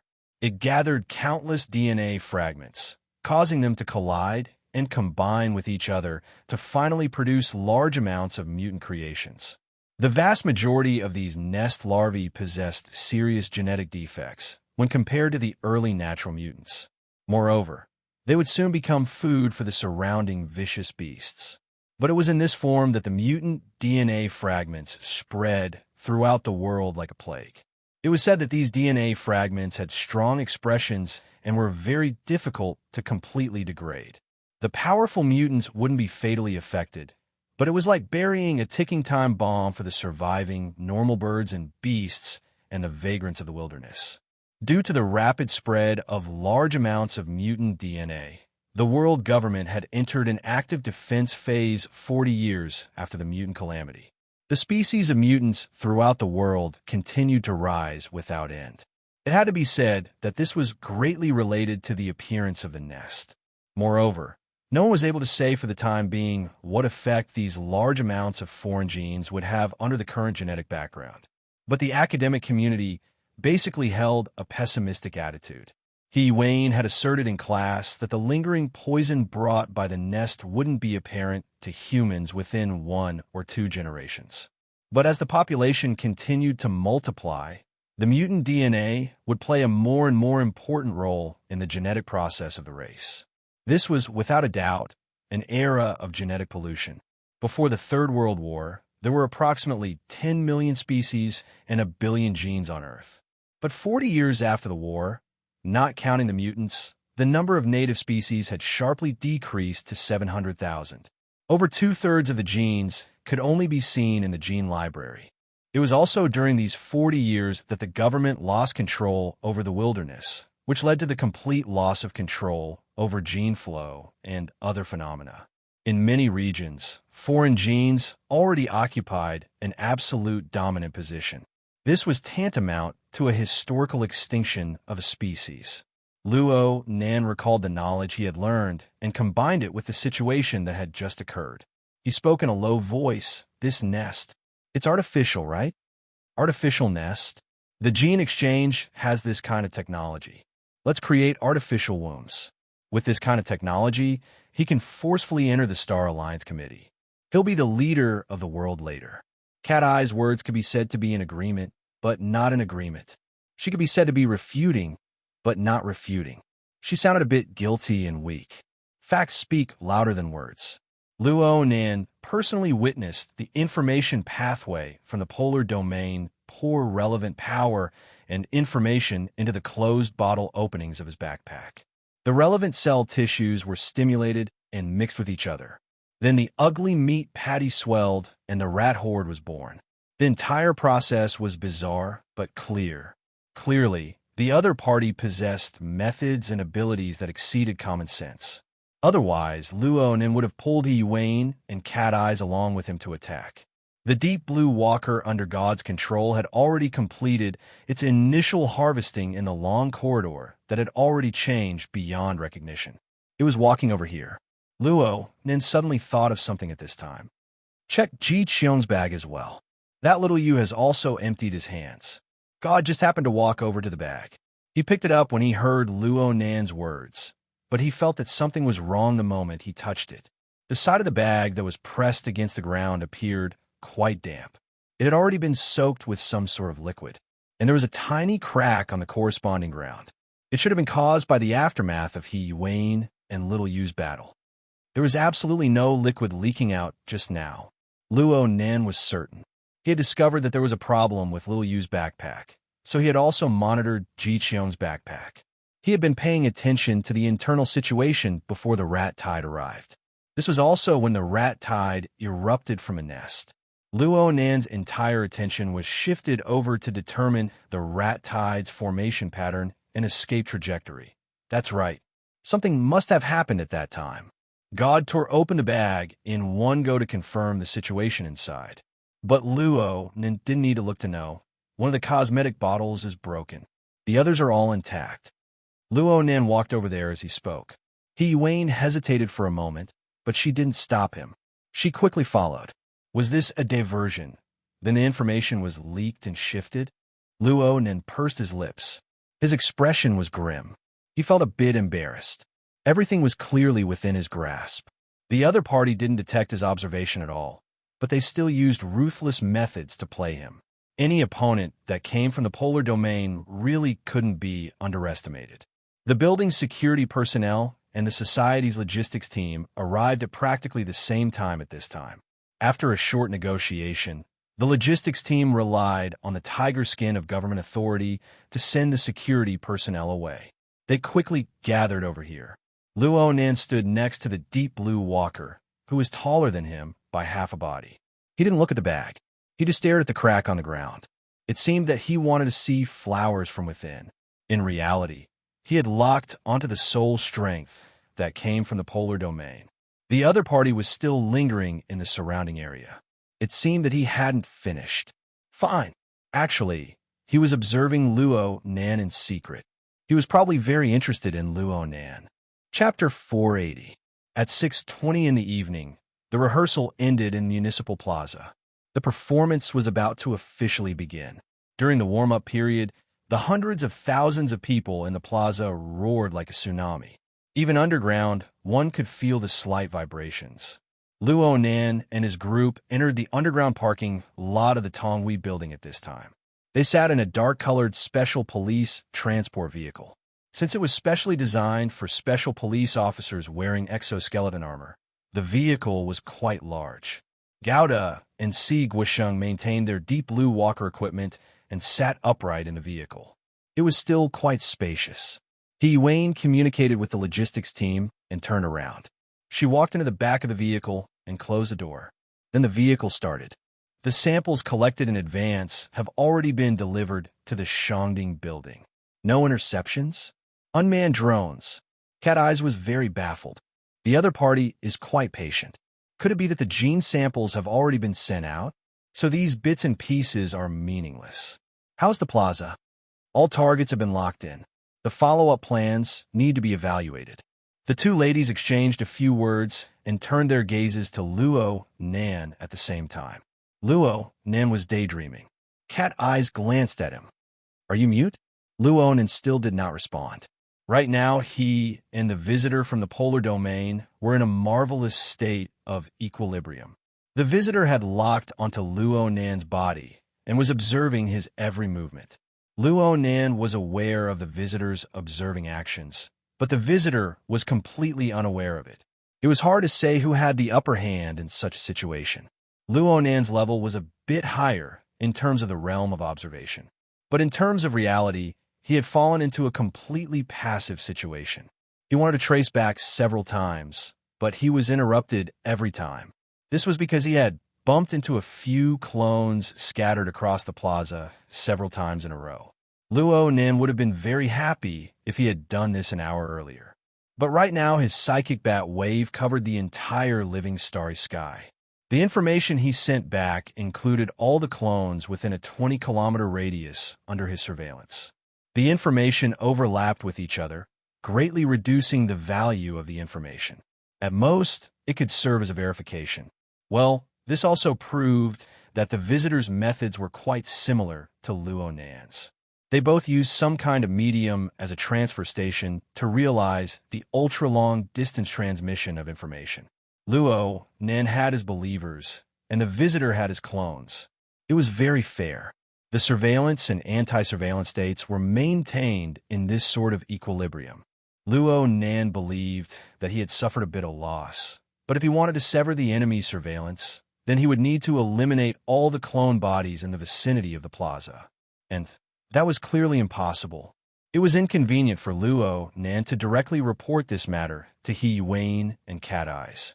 This was to prevent them from sensing any abnormalities and losing their only technical advantage. In that case, leaving was the best choice. Yes, right now Luo Nan didn't reject the idea of leaving the municipal square and heading to the Shangding building at all. That visitor from the polar domain had spread the clone body of an ability user, controlled the nest, and sensed and monitored them from a distance. Every one of his methods was strange and unfathomable, and it was obvious that he didn't intend to keep a low profile. If these problems were transferred to the performance stage, then it was really possible that several 100,000 people would explode into the sky tonight. This was a consequence that Luo Nan could not afford to bear no matter what. Luo Nan remained silent, and Cat Eyes and He Wayne no longer urged him. They were beginning to get used to Luo Nan's style. After a long period of silence and observation, shocking words would most likely come out of their mouths. But before that, they still had to do some work. Cat Eyes looked at the real-time, updated information in the mission channel. Right now, the people who are likely to be listed as having inferior genes have already been kicked out of the performance team, and they're all being investigated. All right, that dandy brother of yours is also among the suspects. He Wayne gave a simple answer. It's already been taken care of. Cat Eyes chuckled. Eliminating hidden dangers to the greatest extent was a smart move. As for whether or not tonight's performance will be able to proceed in its entirety, it was not within the scope of their concern. Luonen agreed with this point. After truly facing the enemy, his previous thoughts of taking care of them all felt childish when he thought about it. Right now, he would rather cause a bit of trouble and have tonight's performance cut in half. No matter what, he had to keep his family and friends far away from the source of danger. In the conflict between his ideals and his life, he would choose the latter. At the very least, he would not suffer a loss. Right now, the special police transport vehicle had already left the security control area of the municipal square. Gauda asked Yi Wayne for instructions. The traffic congestion index above ground is quite high. Should we take the underground route? K-12 tunnel. A temporary passage has already been marked out there. Cat Eyes asked, "Where are we going?" Helipad 76 of the King of Science Communications building. We'll ride the flying shuttle there and transfer through the high-altitude traffic layer. Cat Eyes went, oh. She was no longer interested. She continued to look at the information. Soon, she discovered a new problem. Does the enemy have eyes in Tri-Gate security? According to the diagram drawn by the boss, there are currently clones appearing in the vicinity of several monitoring targets of Tri-Gate security. What did Her Majesty Empress Wu say? Actually, it was more direct to have Luo, Nan, and Peony, these two frontline intelligence agents, communicate with each other. Luo, Nan had previously thought that even if Her Majesty Empress Wu knew of this matter, she would most likely arrange for Peony to coordinate with them. But should they uncover their identities as partners? Just the thought of that situation made Luo, Nan feel awkward. However, the feedback He Wayne received was more or less unexpected. Her Majesty Empress Wu said that Tri-Gate Security terminated the commission contract with the firm 10 minutes ago and settled the commission. Right now, it's very hard for us to find a reason to get involved through this channel. The contract was terminated? Cat Eyes cast her gaze once more at Luo Nan. Though Luo Nan had yet to speak, he displayed astonishment. He had once heard Peony say that Tri-Gate Security might shrink back, but he never expected them to shrink back this quickly. If the factor of the gene exchange wasn't taken into account, just the so-called shady dealings in the entertainment circle was enough to make Tri-Gate Security, which had a military background, retreat. Such a big reaction. It's either lack of confidence or a lack of confidence. Maybe, but digging up information is a matter for the future. Right now, we still need to ensure that Mr. Luo safely returns to the Shangding building. Then what about the gene exchange and the nest? This is the center of Xia City. It turns out that someone can place a mutant nest anywhere in the vicinity at any time. Share the pressure together. Join hands to solve the problem. He Yuan's attitude was like that of a seasoned politician, but Cat Eyes liked it very much. They'll go crazy. A call came in before she could finish speaking. He Yuan picked up the call and greeted calmly, "Hello." The conversation was very simple. It ended very quickly. He Yuan gave a slight explanation when faced with Cat Eyes' curious gaze. A company responsible for the security of the municipal plaza is asking for information. They directly contacted you. This company has eyes and ears all over the world. Yes, Sky Blue Security. The one under Quantum Corporation. Cat Eyes and He Wayne cast their gazes at Luo Nan, but Luo Nan still didn't have any reaction. Luo Nan knew that Sky Blue Security was nearby long ago for Peony. What he was concerned about right now was when he would be able to completely extricate himself from the enemy's clone body node monitoring network. Right now, the transport vehicle had already passed the outermost node. The distance between them grew larger and larger. There should be a limit to the extension of the enemy's soul strength. 700 meters, 800 meters, 900 meters. It was broken off. Amazing. The range of his senses could extend to nearly a kilometer by relying on a single node. According to Luo Nan's own experience, the difference in the observation radius of the main body and the node was around 10 times. If he didn't have the living starry sky as an observation mode, it would be pretty good if he could reach 100 meters purely by relying on his mental senses. Being far away from such a powerful person gave Luo Nan a feeling of relaxation. It was as if he had come out from deep water. It was as if he had rushed out from the encirclement of mosquitoes and bees. It was refreshing and bright. Luo Nan unconsciously let out a breath. Cat Eyes looked at him. "You really are abnormal." Luo Nan grunted.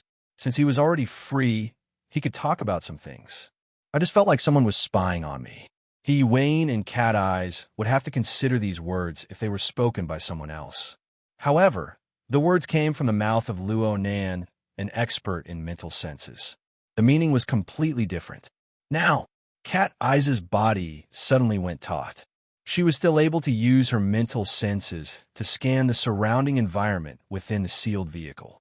Of course, she didn't discover anything. Right now, the transport vehicle was moving through the flow of traffic in the underground lane. Its appearance was quite eye-catching, but it was very difficult to follow and observe it. Wayne asked, "When did it start?" "It's been a while. Maybe it was after we fought?" "It's a lot better now." Her mouth said maybe, but she was certain in her heart. As an expert in the mental side, she had this advantage. She could push everything to an illusory feeling. God reported in a timely manner, "There's still 400 meters until we enter the exclusive passageway." Wayne gazed at Luo Nan for a moment, then contacted the staff of the society. She issued an order a few seconds later. "Execute according to the original plan." After the order was issued, the transport vehicle began to change lanes. It headed toward an underground tunnel that was marked as forbidden to pass through. The indicator light of the tunnel automatically turned green when the vehicle arrived 30 meters before the tunnel. The authority verification was passed. A second later, the transport vehicle drove into the interior of the tunnel. There were no other vehicles other than the transport vehicle in the Tulane tunnel. It was spacious and unobstructed. This tunnel led directly to the internal passageway of Ku Wang's communications building. According to the plan, they would be able to reach Apron 76 in at most 5 minutes. But Luo Nan suddenly felt a change at this time. The refreshing feeling of being free of pressure suddenly vanished, and the corresponding feeling of being spied on came. And it wasn't the kind of clear, directional observation from before.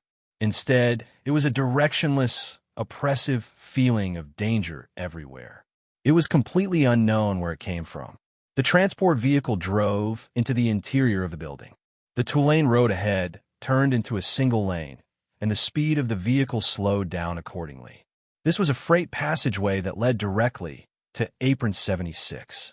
With the level of Luo Nan's mental senses, he could already sense the activated flying shuttle and the security personnel in the surroundings. The problem was that the terrible feeling of being spied on grew stronger and stronger. Or perhaps it could be said that it was no longer spying on him. It was an offensive type of oppression. It was like an enemy brimming with malice had come to bully him. Oh, there was a subtle difference. It was like